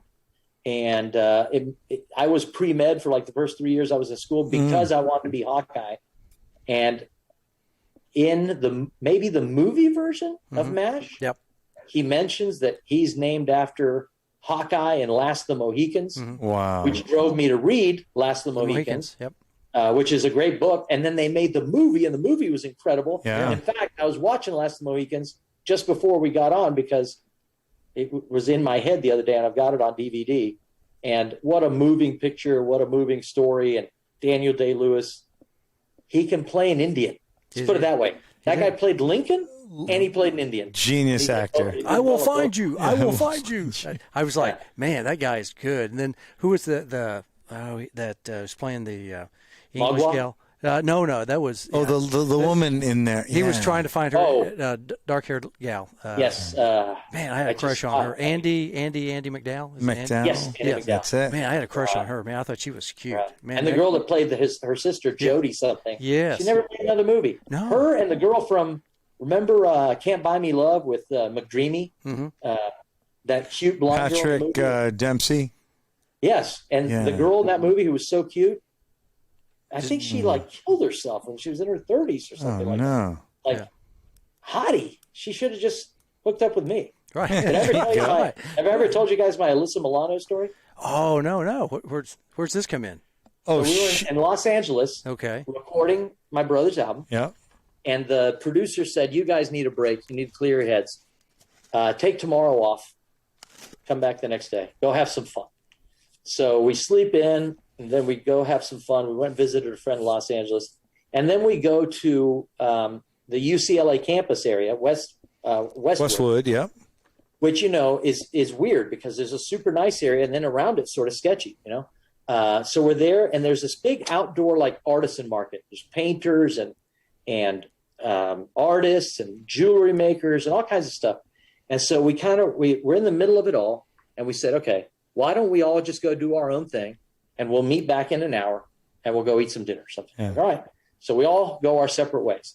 And I'm wandering around shop to shop, looking at stuff and everything. And there's a jewelry thing, and I'm looking, and there's a girl with very short Daisy Duke, like blue jean shorts, and a red cowboy boots, and long hair in a ponytail down to her butt.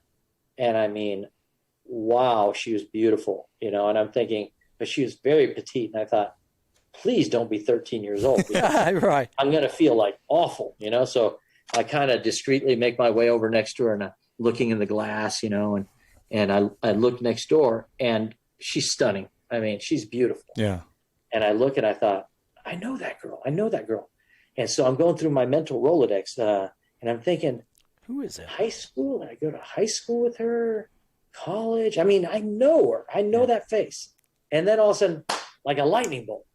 Oh, that's the girl from Who's the Boss? That's Alyssa Milano. And I'm Yeah. looking, but she's got a cowboy hat on. She kind of pulled down, and she caught me looking. And I look away, and I thought, I think it is. So I kind of move away, and I go running around looking for somebody else in the band.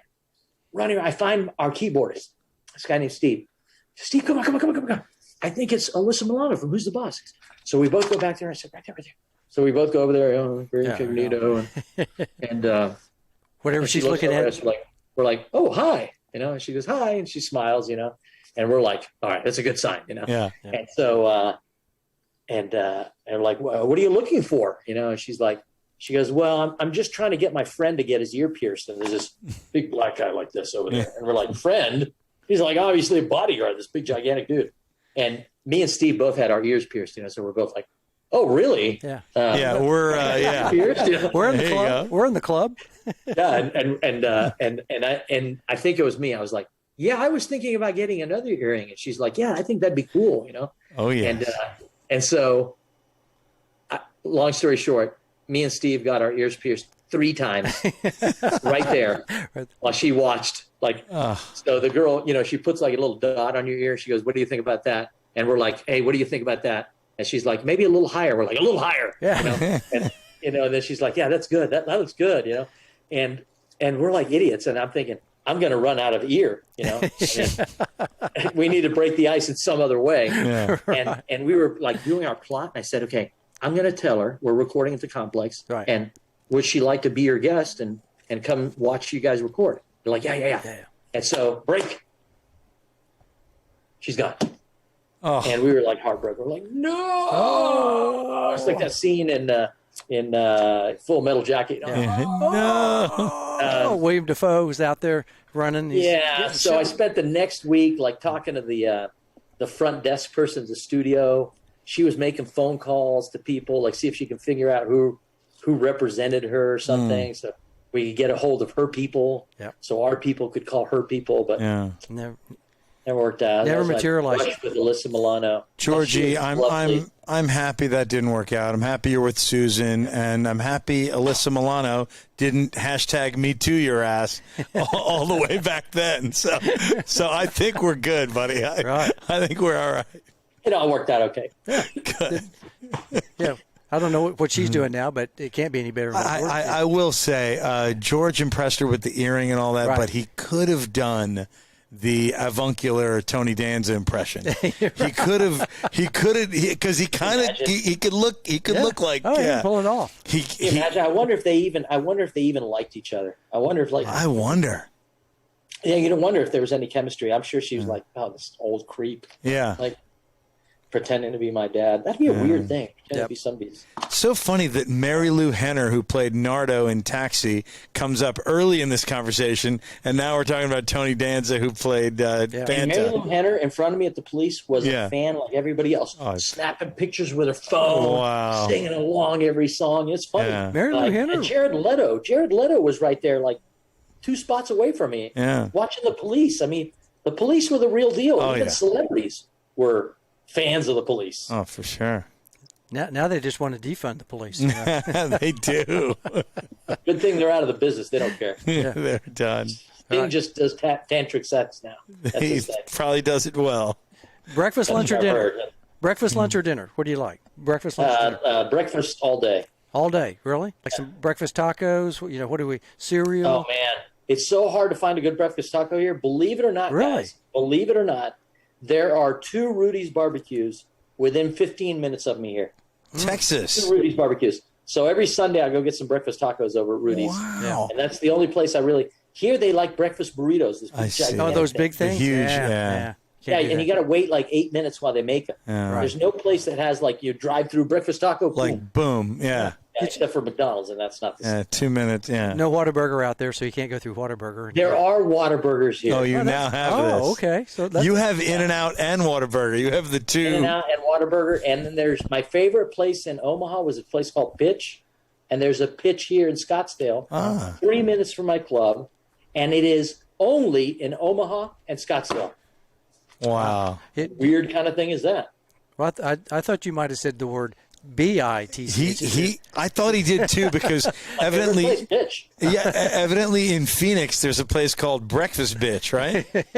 I don't know. I haven't been to the breakfast. I was coming home from church today. I was grocery shopping. There was a girl that had a T-shirt on. This is today, Breakfast Bitch, and then another girl who is working at like a desk for DARE, Dare to Keep Kids Off Drugs. Right. And she's like, oh, you must be from Phoenix. I was like, Phoenix? That's so funny, because tonight we're talking to George. I'm going to ask him if he eats breakfast, is it at Breakfast Bitch? Right. but I wouldn't want to paint it. Not that small. You know what's weird is I find myself looking at you guys on the screen, although I'm sure it has nothing to do with where you actually are according to the camera. But I kind of feel like I'm making eye contact. Yeah. When you look here, it's me. When you look there, it's Chrissy V. Yeah. I got to do dyslexia. I got to look over there when I talk to Craig. Look over here when I talk to Then Aiden. this guy. It's All funny. right. Speaking of food, Yes. all right, 4 people that George Schuldberg would invite, besides AJ, we know we're coming. and maybe Rexer from the Great Yeah. Minds. You know, Yeah. we're having dinner. We're having a soiree, as we say in Oklahoma, Mm-hmm. At George's pool. We're going to have a big pool party. Who are you inviting besides? Oh, that's kind of gross because for sure I want Lincoln to be one of them, but oh God, he's going to look ugly in a bathing suit. Like a big Speedo. old long donkey legs. And, He might look good in Lincoln Speedo. He because- might be able to pull the Speedo off, you know. You know, I've now listened to like 3 of his out of his biographies. You know, I've seen a couple movies, a couple documentaries, and I think he was the greatest American ever. Yep. Not just an American president; he was just the greatest American ever. He embodied what this country was about. So definitely Lincoln. Music-wise, you know, I got to throw Michael Hutchence in there because to get Michael Hutchence back for one night would be amazing. Do they have to be a celebrity? No, it can be anybody. Anybody. Inter-era. You know, my middle brother passed away 4 years ago. Amen. To have one more dinner with my brother would be, and of course, my brother Lincoln and Michael Hutchence. He'd be like, nice, good Right. setup, bro. Right. Yeah. And let me think, who else? Who would be number 4 at that table? I mean, it could be anybody. It could be way back in time. We've had Yeah, it some, could be literary. yeah. Alyssa Milano? No, I had my moment with her. You did. Mr. Spock, live long and prosper. You know who would have to be? John Irving, because Oh, I think I've read every John Irving book there is. yeah. And I love how crazy he is and how weird his books are. I mean, Papa Hemingway would be okay, but I imagine he'd get really drunk and it would be like embarrassing. Yeah. But Irving, I would just love to know what kind of twisted mind came up with The Fourth Hand and The World According to Garp. Wow. And, what's the Something Bears? You know, I mean, God, he has some weird stories. But I think there's my 4 right there. Anybody else? Yeah, I mean, yeah. Oh yeah, if I could have infinite, Oh, you know, I'd bring in. Who else you thinking? I'm a little pissed that Robbie Rederberg stole my thunder. Bob Marley, although I probably wouldn't understand half of what he said. I don't know if you've ever listened to Bob Marley like give an interview. His patois is so strong. Oh, yeah. It's really hard to understand him. I did meet Ziggy backstage one time, and I didn't understand what he was saying. When he laughed, I laughed. Was he a mumbler? Was he a mumbler? You talk about a fog. Yeah. It's a close one. Backstage at Ziggy Marley's show was pretty foggy. Yeah. Foggy. We know what that means. And I got to go in Willie Nelson's bus. Ooh. Oh, that's foggy. He played a grand opening for that tennis center on the north shore of Lake Travis when they opened it up. Was it Lakeway? What's it? Lakeway World of Tennis? Is that Lakeway? No. No. It's on the north side. Recent. It's like another Recent. hour. Oh, way up. Okay. And they have two red clay courts. Oh, I know what you're talking 3 about. hard courts, and they had a grass court. Yeah. What's his name? Oh, yeah. Glenn the Agri- promoter guy. Yeah, I know what you're talking about. He was involved with that. Tim Stollard. Tim Stollard. Tim Stollard was involved with Right. that. I And know what you're talking about. His stepson, Trey Phillips, Yes. invited me to play in the EXO, and he said, "Hey, you want to meet Willie?" And I was like, "Do you want to meet Willie?" Oh my God! And I was like, "Yes." And Willie like holds court, man. He's like sitting at the table in the RV, and there's all these people sitting around him, and everybody's getting high, and you know, he's amazingly with it. You know, they said my name once, and he kept saying, "How you doing, George? You know, blah, blah. Did you enjoy the show? You know, blah blah." And I was like, "Yeah." And I was like, "My God!" I was like already stoned, and I'd only been in there like 35 seconds. But he's like a redneck godfather, you know, of pot. And the secondhand smoke is what you were baked on. My God, yeah. It's like you could barely see him. You had to get close to him to even spot him through the fog. Just go, "Hey, Willie, how you doing? How you doing, Willie?" Yeah. I know what you're talking about now. Yeah, that's. I think our Lake buddy Cliff. Alan Lake Cliff. Alan Price. Alan Price. That might be the place where he's at. I think he's probably Yeah, down. it's called Lake Cliff. That's it. There we go. Yeah, I know what you're talking about. Know exactly where you're at. It's not very far. It's just that you Yeah. have to drive around the lake. Yeah, around that Right. strange lake. Yeah. So, are you an East Coast guy, West Coast guy? Yeah, West Coast, I think. Yeah. Are you like up by Washington? Or are you down by San Diego? Where on the West Coast are you? Because it's pretty big. Yeah, SoCal. So my brother's lived in Los Angeles like 20 years now, and I've gotten out there a lot of times. So I got to say, like, it'd be nice to live there if it was affordable and not so crazy. Yeah, and easier. And, you hear all the stereotypes about LA, and pretty much true. They're all right there. Everybody's Yeah. vain. Everybody's in it. Like when my brother first moved there, his only friends were people that were also from Texas, because they're the only people that would actually like befriend you and follow up with you. Because you meet somebody at a party, they talk to you 5 minutes, they go, "What do you do?" And if you say anything other than producer, director, casting agent, they're like, "Okay, see ya. Yeah. No Now, interest. let's get in it. together. Let's do something." Yeah. And then you never hear from them. But if somebody from Texas says, "Yeah, let's go do something," they call you like next week. "Hey, you want to go do something?" So he said all his friends are from Texas. Even still now, his best friends are from Texas. But it's a cool city, though. Right. La La Land. There's a reason why it's called La La Land sure. out there. Mountains or beach? Are you a mountain guy, beach guy? Beach guy, beach. So which kind of? Susan and I have been to. It's called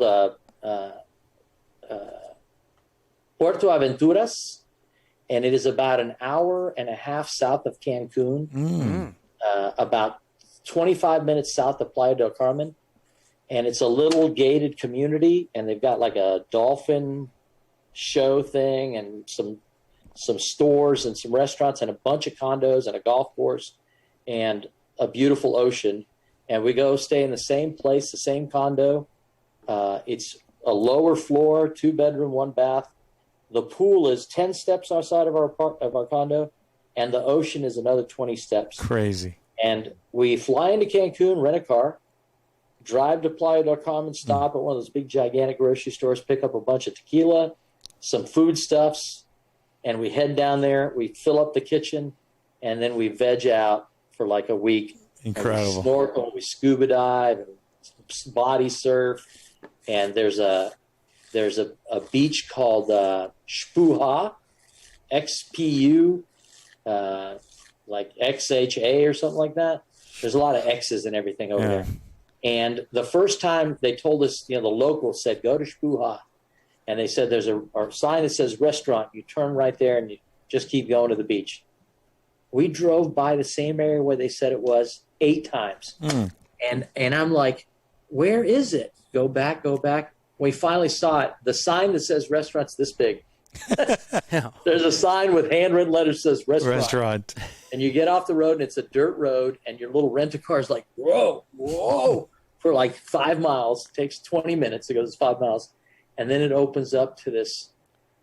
We heard that they filmed a bunch of those Corona commercials there. It is blue. It is still. The water is like, the sand is like ashtray sand. Wow. And there's a little restaurant that serves cold beer and ceviche and some fish. Fresh as can And be, I you can bet. rent an umbrella and rent a beach chair. Yeah. And you drink and eat until you feel like a pig. And then you go walk a couple miles up and down the beach and maybe snorkel. Awesome. And then you're hungry again. You come back and you have another couple beers and some more ceviche. And then again, you walk it off and you swim it off. And then you come back and then it's a day. And you go, wow, that was a great day. And that's kind of how you spend your days. Xpuha. Is that where Andy Dufresne from Shawshank Redemption ended up? Hey, that's where he ended up. He ended up in Tulum, I think. Just a little further south.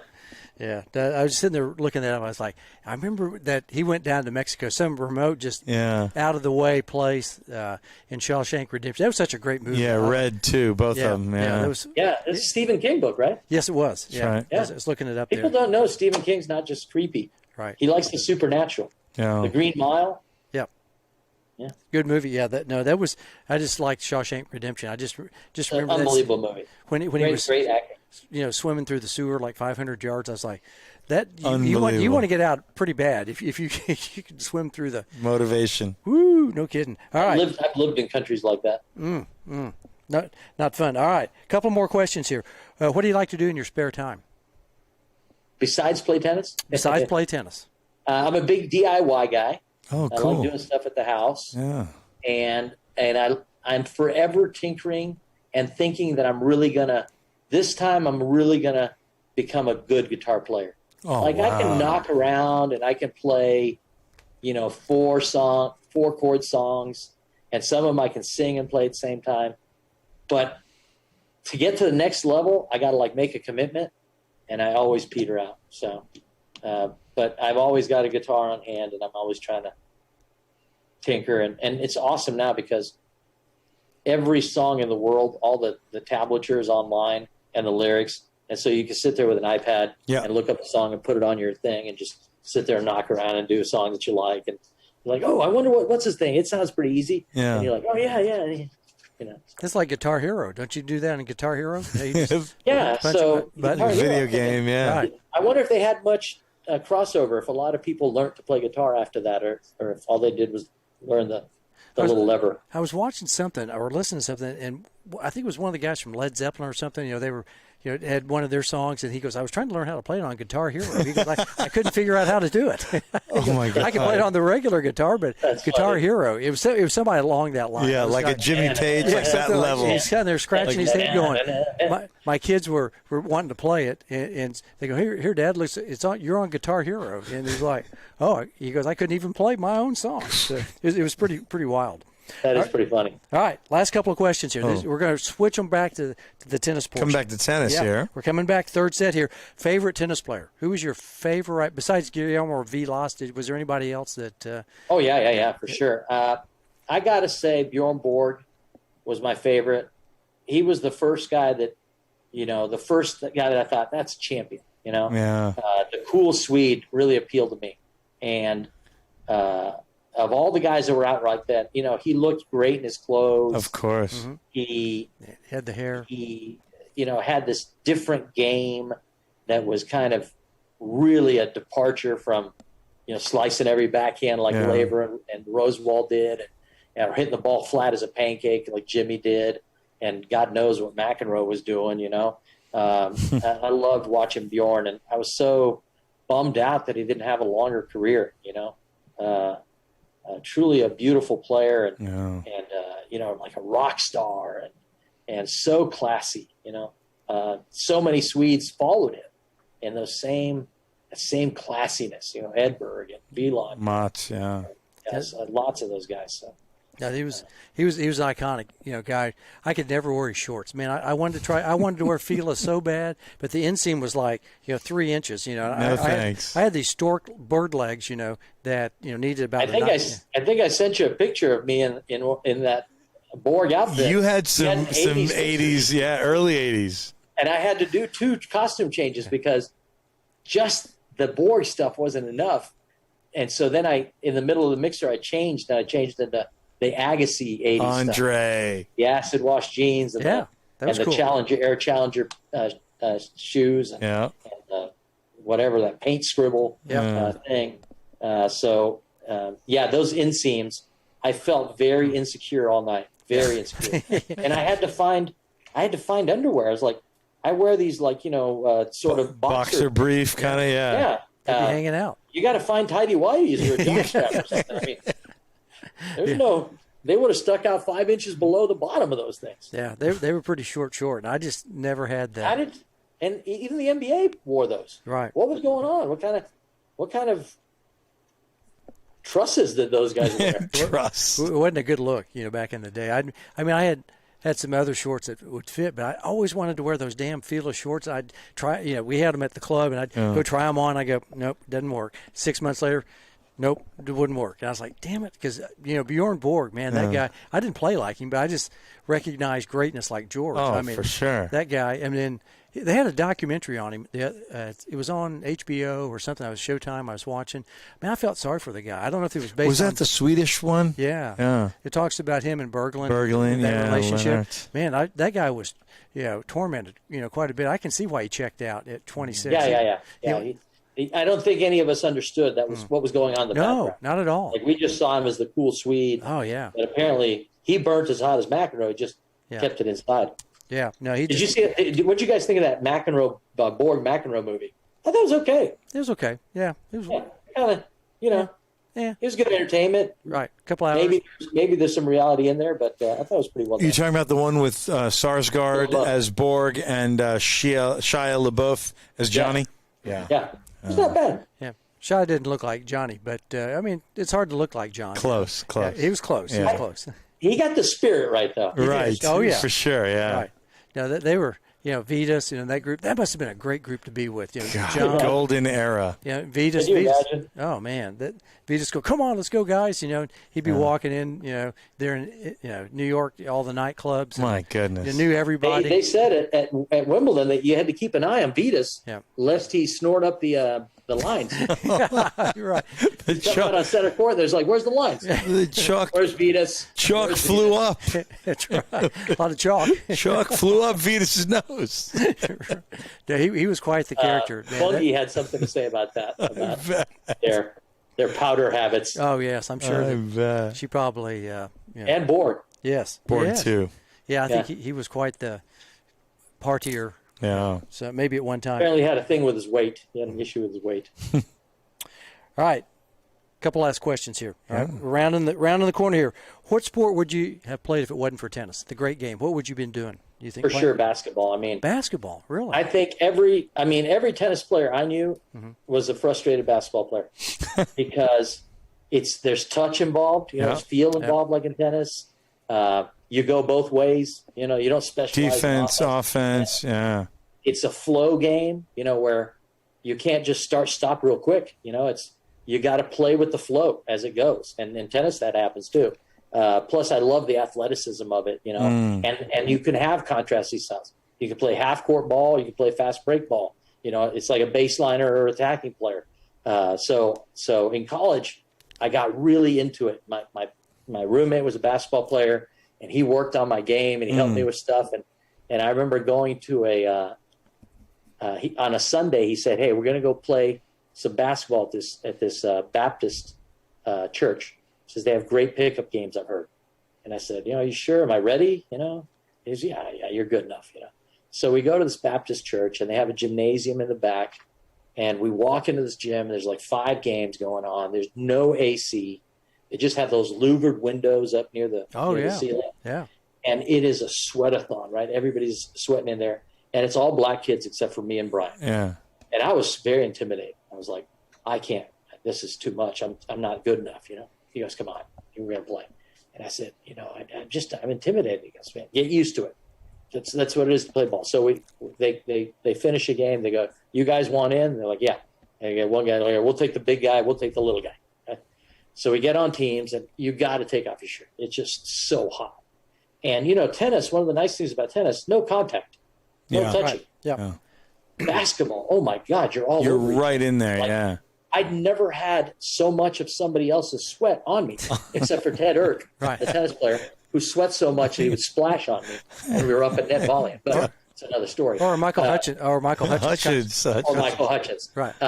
So I'm just so intimidated that every time the ball comes to me, 2 dribbles and a pass. 2 dribbles and a pass, And at one point, but I'm playing good D because I know how to play D, and I'm quick, and I'm moving well. So I'm guarding my guy, and one of the things my roommate taught me, he says, "You're never going to block a shot. You're just not big enough." So he says, "Don't even leave the ground because all the guy's going to do is make you foul him, and you're going to give away foul." So he says, "If the guy stops, close the distance, get as close as you can, put your hand up in his face, and that's it. Contest the shot. Make it tough." So I'm playing my D. And one time down the floor, my guy catches the ball, and he's, I'm up on him, and he's trying to rub me off, and I know what he's doing. He's trying to create space. And so at one point, he steps to his left foot and gives me the left shoulder, and I know what he's going to do. He's going to push me off, and then he's going to back up and hit the jumper. So he pushes me off, and as soon as he backs up, I close the space, and I put my hand up, and he elevates, and he's leaning forward, trying to get the foul on me. But I'm holding me around. I'm just standing still straight up. And I own this space, right? You're allowed to have the space above you.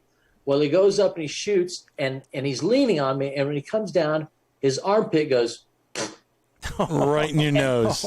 It literally suctioned on my face. You know, you make the fart with your hand like that. Right. It made the fart with my face. So like that. And his sweat got squeezed into my mouth. Oh, Yes. Squeezed in. Oh, no. And in my eyes. And I guess he missed because I heard everybody just take off. And I'm blinded. I'm like, ugh, and I'm spitting. You're blinded. You're coughing. And then I hear a timeout. And then my opponent comes and grabs me by the elbow. And he's leading me to the water fountain. He goes, I got you pretty good, didn't I? Got me good. Right. And I washed my mouth. And I spit out and everything. Yeah. And he's laughing, you know, and he gave me a pat on the back. And you know what? That was like the icebreaker. Yeah. Right. Like then I felt more comfortable, and, you know, and I hooped it up. We played for a couple hours, but I was so nervous under that point. And then once I drank the guy's sweat, Yeah. it's like we That's bonded. it. Yeah, good thing that was days before COVID. You know, that kind That's of thing. right. Imagine. Yeah. If you wouldn't have been involved in sports, what would you be doing right now? In my dream world, I would have been a doctor, but I wanted to be a doctor like Hawkeye Pierce. So I think really what I wanted to do was be funny.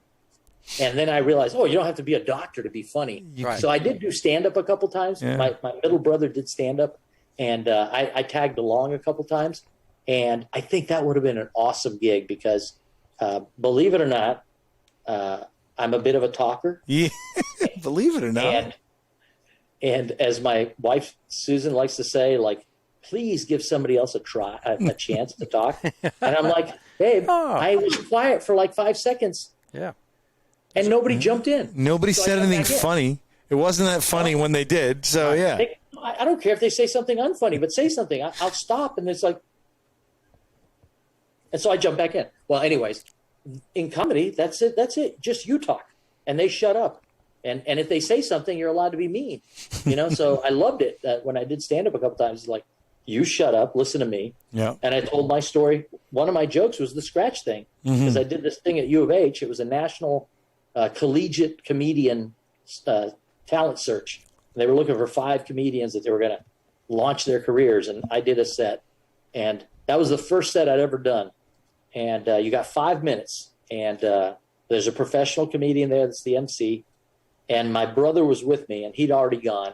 And the one tip he gave me, he kept telling me, write down your material. I said, it's stuff that I've told 1,000 times. Like, yeah. I'm not doing And he that. said, you're going to get nervous, you know, and whatever. And he said, well, when you get up there, he says, always take the mic off the stand. Don't keep it on the stand. And put the stand behind you. Get it out of the way. And it gives you a couple seconds to acclimate to the stage. I thought, that sounded pretty good. Good advice. So I get up there on stage, and I turn towards the crowd, and for a second I panicked because I couldn't see anything. There's so many lights on. House lights, yeah. And it made me panic because I'd never worked to it, nothing. And so I took my mic off the stand, and people were still applauding a little bit. And I moved the stand to the back, and as I put the stand back and I turned back around, some girl in the front, I heard some girl go woo like that. And I just, wherever it came from, I just went right back at her like, woo, you know, and people laughed like that, just a little giggle like that. And that was it. That was it. I was off to the races. Next thing I know, I see the flashlight. I thought, what? It's like over? 30 It's seconds. over? Right. Yeah, it was 5 minutes. And I thought, You oh my zoned. God. And, you know, and I finished with one last joke, and, you know, I come off, people high-five me. I thought, that was the best thing I've ever done in my life. Unreal. It was so fun. Hey, So was then it better than being the lead singer for 3 weeks? right there with it because Right there. nobody else. Yep. And it's you. And everything I said was a real story. I mean, maybe embellished a little bit or changed, you know, to make it a little funnier, but it really wasn't like fictitious material. Yeah, yeah. As I tell people, my life's a joke. And so if I told you the story of my life, you guys would be laughing like, that's crazy. Like, no, for real. You know? And, So he it was really fun. literally scratched the itch. Scratched the itch. Is that correct? Yes, it scratched the itch. Scratch. You know. Well, have you guys read the McConaughey book? I haven't read it yet. All So right. I'll give you a synopsis in one sentence. Okay. This is what McConaughey's book about. He actually says this line. He said, "I got tired of going to bed with an itchy butt and waking up with a stinky finger." Wow. That's a synopsis. That's the kind of that's McConaughey philosophy. That epitomizes Matthew. Yes. Working class, Texan, a Texism. Yeah. Right.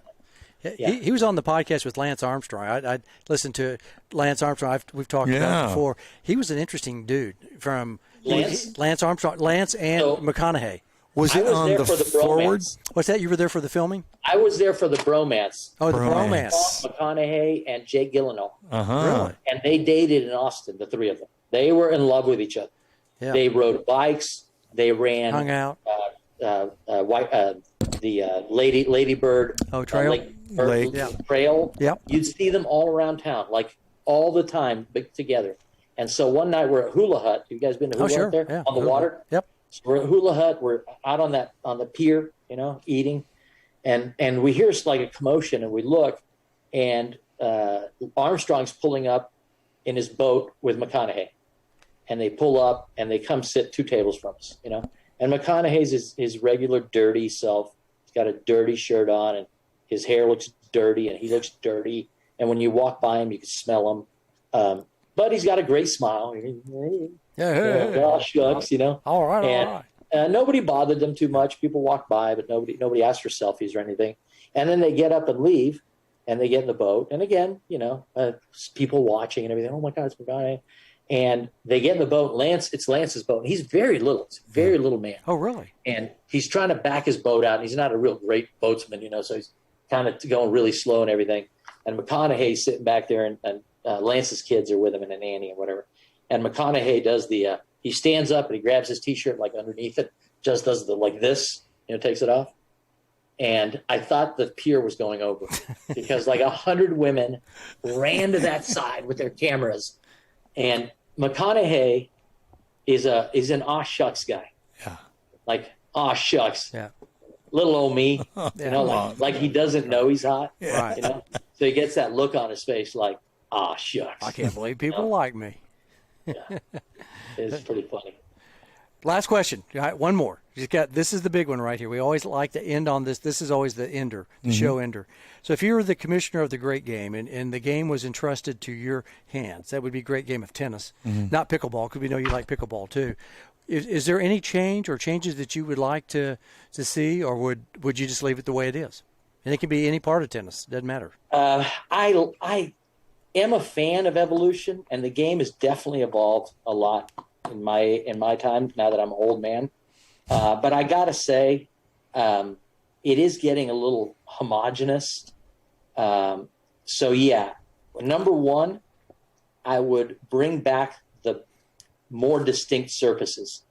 I think the grass has been slowed down, clay has been sped up, the hard courts have been slowed down, and I get it because the days when Slobodan Zivozinovic made the semifinals of Wimbledon, and people were like, Ace, I get it. ace, People yeah. want to see the top 8 players in the world get into the semis consistently. Yeah. And that's been the truth. You've had these guys that dominated, and the same names come up and the same good players come forward. And I get it. It's good for TV. Yep. It was good for tennis. It was good for, the popularity of the game. But as a fan, I miss the French Open having its own cast and Wimbledon having a different cast, and Australian was a different hard court than the U.S. Open. And I miss those days. I miss those days when the big servers would come out of the woodwork at Wimbledon, and all the South American guys, all my Argentine brothers would come forth at the French. I miss that. And maybe, I was watching Craig O'Shaughnessy's presentation at the National Convention. He talked about if you got a backhand short ball, you hit it cross court and you cover cross court. It's like, what? That is blasphemy. Opposite. You approach down the line and you cover down the line. Yeah. No longer true, according to the statistics. You go cross court and you cover cross court because the cross court dip is the best passing shot in tennis now. You don't even pass. You just dip it. And you make them volley up and you pass them on the next one. And I would say maybe going back to, the pros have to play with 80 square inch rackets maximum and take some of that ease away. who knows what Rod Laver would have been if he had a 100 square inch racket and co-poly strings. He would have been a completely different player. His strokes were influenced by the equipment and the surface. And Rafa Nadal, with that grip, should have never won a Wimbledon. Like, are you kidding me? How the hell was he winning Wimbledon with a full Western grip and staying back all the time? So Rafa, what do you think? What do you think about that, Rafa? Well, George, I still don't know how it happened. No, I won it twice, but he's gonna come back. Hopefully, George can teach me a bit how to come back on grass. No, I love that. He's got him down pat. You got to send him you got to send Rafa. He's got to crack up at that. He's better than Elliot. Is it Loney? Loney is hilarious. Loney has the sleeveless and the headband and he's kind of got the look. He's hilarious. For that one at Wimbledon. Yeah, the mannerisms. Yes, the mannerisms I think are easier. The voice is a little hard, but you got the no. Yeah. Yeah. Well, no. Well. I enjoy the going high on the wow. Yeah. Have you ever seen that YouTube video of him and Federer trying to record a commercial in English? It's just hilarious because you could tell Roger loves him, but Roger's also making fun of how the accent is just so funny. Right. He's making fun of him, but he feels guilty. Right. And Rafa keeps asking somebody off camera in Spanish. He goes, what did I say it that badly? Am I saying it wrong? And the guy's like, no, you said it right. and he looks at Roger. And Roger's like, just losing it. And okay. And then they get serious, and then Rafa does his thing in English again, and Federer keeps losing it, and then Rafa, you can tell, is getting a little pissed, like, hey, it's not that bad, don't be such a jerk. I love it. Yeah. This is the one where Roger, what you gonna get me for Christmas? They go back and forth. I'm gonna do something for your foundation. No, and the thing you got to work into your thing is. In Spanish, a very common thing is to say "sí, no." Sí, no. Yeah. Yes, no. You say yes, no. Sí, no. Which sounds stupid, but sí, no. in Spanish it makes sense. Sí, no. It makes total sense. Yeah. Actually, Russians do it too. They say yes, no, yes, no, yes. Like, you've got that down too.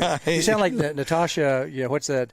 Boris and Boris and Natasha. Yeah. That I was sitting there going, wait a minute, that sounds like Natasha. Boris and Natasha. That cartoon. Boris Badenov. Yeah. My favorite Russian quote was when remember when Safin worked with Stefanki? Oh yeah, Larry Stefanki. Yeah, and he had the best run of his life.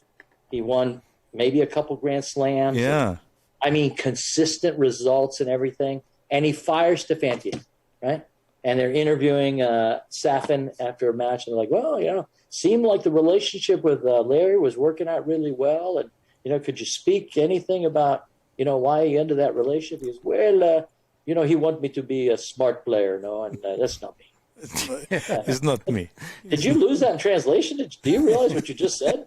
Wants me to be a smart player. It's not me. Like he just wanted to smoke a few cigs and drink some vodka and vodka and ladies and cigarettes. Yeah, right.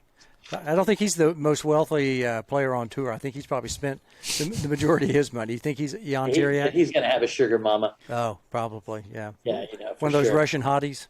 An oligarch or whatever. Yeah. Well, George, that was great fun. We've kept you 3 hours and 12 minutes right now. It's early here. Oh, yeah. That's right. You're in the West, yeah. You're only 9 o'clock. You got time to hit the bar. Yeah, I'm going out tonight. I'm going clubbing. Well, Georgie, I know you're getting up early, too. We have had the best time with you, man. As always, George, huge thanks. You're the best, man. That was so fun. Oh, yeah. No, we learned. We had learned some new things. I mean, we've talked to George over the years a lot. And but this is fun for us. There's some new stories in there that, Fleetwood Mac. Oh, yeah. Michael Hutchins. And this is just the family safe stuff. Yeah. This is just the easy. Right. Yeah. This is the PG-13. Right. Yeah. We talked a little bit off air. We didn't go into any of those. That's right. Those stories. We don't want to shock the children. No. We'll take it easy. Yeah. But with Georgie, we're going to come out and see you. We're going to take a road trip. We're coming out to AZ. Thanks, buddy. Yeah, we're going to come out and swim in that. I'm going to have an Arizona Texas thing. Bring some Texas guys. Oh, nice. Yeah, that'd be good. We could do an EXO Arizona pros with Texas pros. Yeah. Get AJ to play. I love it. Yeah. I would love it, mate. I'll sit there with you and do some talking. So there's legal gambling here, and there's hey, is gambling legal in Texas? Well, it depends. What do you guys think about that? By the way, isn't it weird? The Tennis Channel talking about the line, the betting line, and the over and under. Yeah, and the Reality Kings desk. Yes. Studio. Right. Yeah. Yeah. It's kind of like Virginia Slims. Or the Bet at Home Open. Right. Like actually sponsoring the an other day, event. they were like, "What was your record the other day?" I was 0-3. I was 0-3 because they all picked the under on the matches, and it was over on every one of them. And Roddick needs to get himself a little ring light because he's at home. He was in the dark corner of the house. I was thinking, is there nobody on the air that could go, Andy, put a light on your face? I mean, you'd think his wife knows a thing or two about lighting. Yeah. Chick is a model. Did the hair transplant not take or something? He's always got a cool hat. A lot of ball cap wearing lately. Always hats, and different hats, cool hats. And you remember for a while he had hair, like miraculously. Yeah. We had a gig possibly down in Austin. We won't name them. Yeah. And USTA kicked us off basically because they needed somebody to because they were being sponsored by. It had to do with betting. Betting, it did. Oh. Yeah. So we lost our gig. We were going to do a couple of events, live streaming. Yes. The free market economy doesn't really exist, even in Texas. That's a bummer. Yeah, that's okay. I mean, win some, you lose some. Yeah, you lose a few. Yeah, but we're spoken like a gambler. Yeah. You got to know when to hold them, when to fold them. Know when to walk away, know when to run. When to run. Oh, God, let's not get into it any further. That's right. Well, all right, gentlemen, it's always a pleasure, my friends. Great fun, buddy. No, we're gonna come see you. I promise I'll try to get Bungie and Jensen for you guys. We want it, and you keep in touch, Georgie. Thank you. See you. Good night, guys. Take care, pal. Good night. See you, Hawkeye. Hawkeye. All right. It sure was fun, CB. That guy's amazing. I was about ready to turn off the set there real quick before we did the dismount.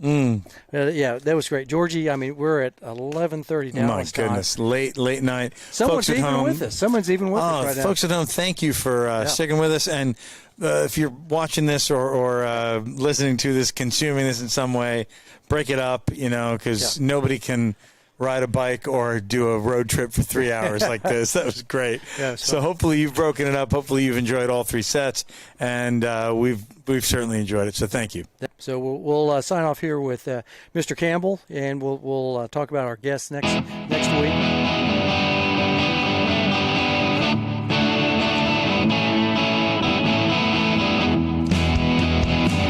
Like that. That's a great song right there.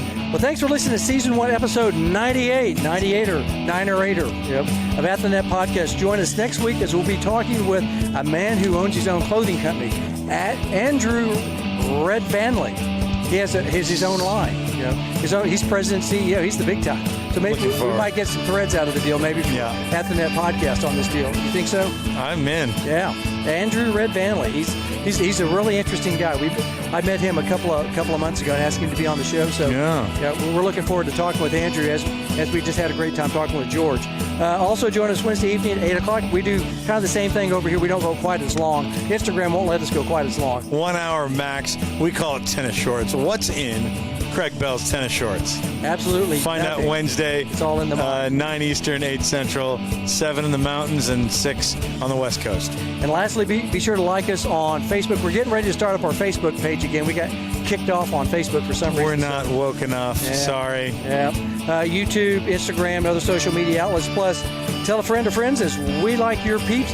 Hopefully they'll like us and become an At the Net nethead, right? We like netheads. Love it. All right, everybody. That's the tennis news as it seems to us. Good night from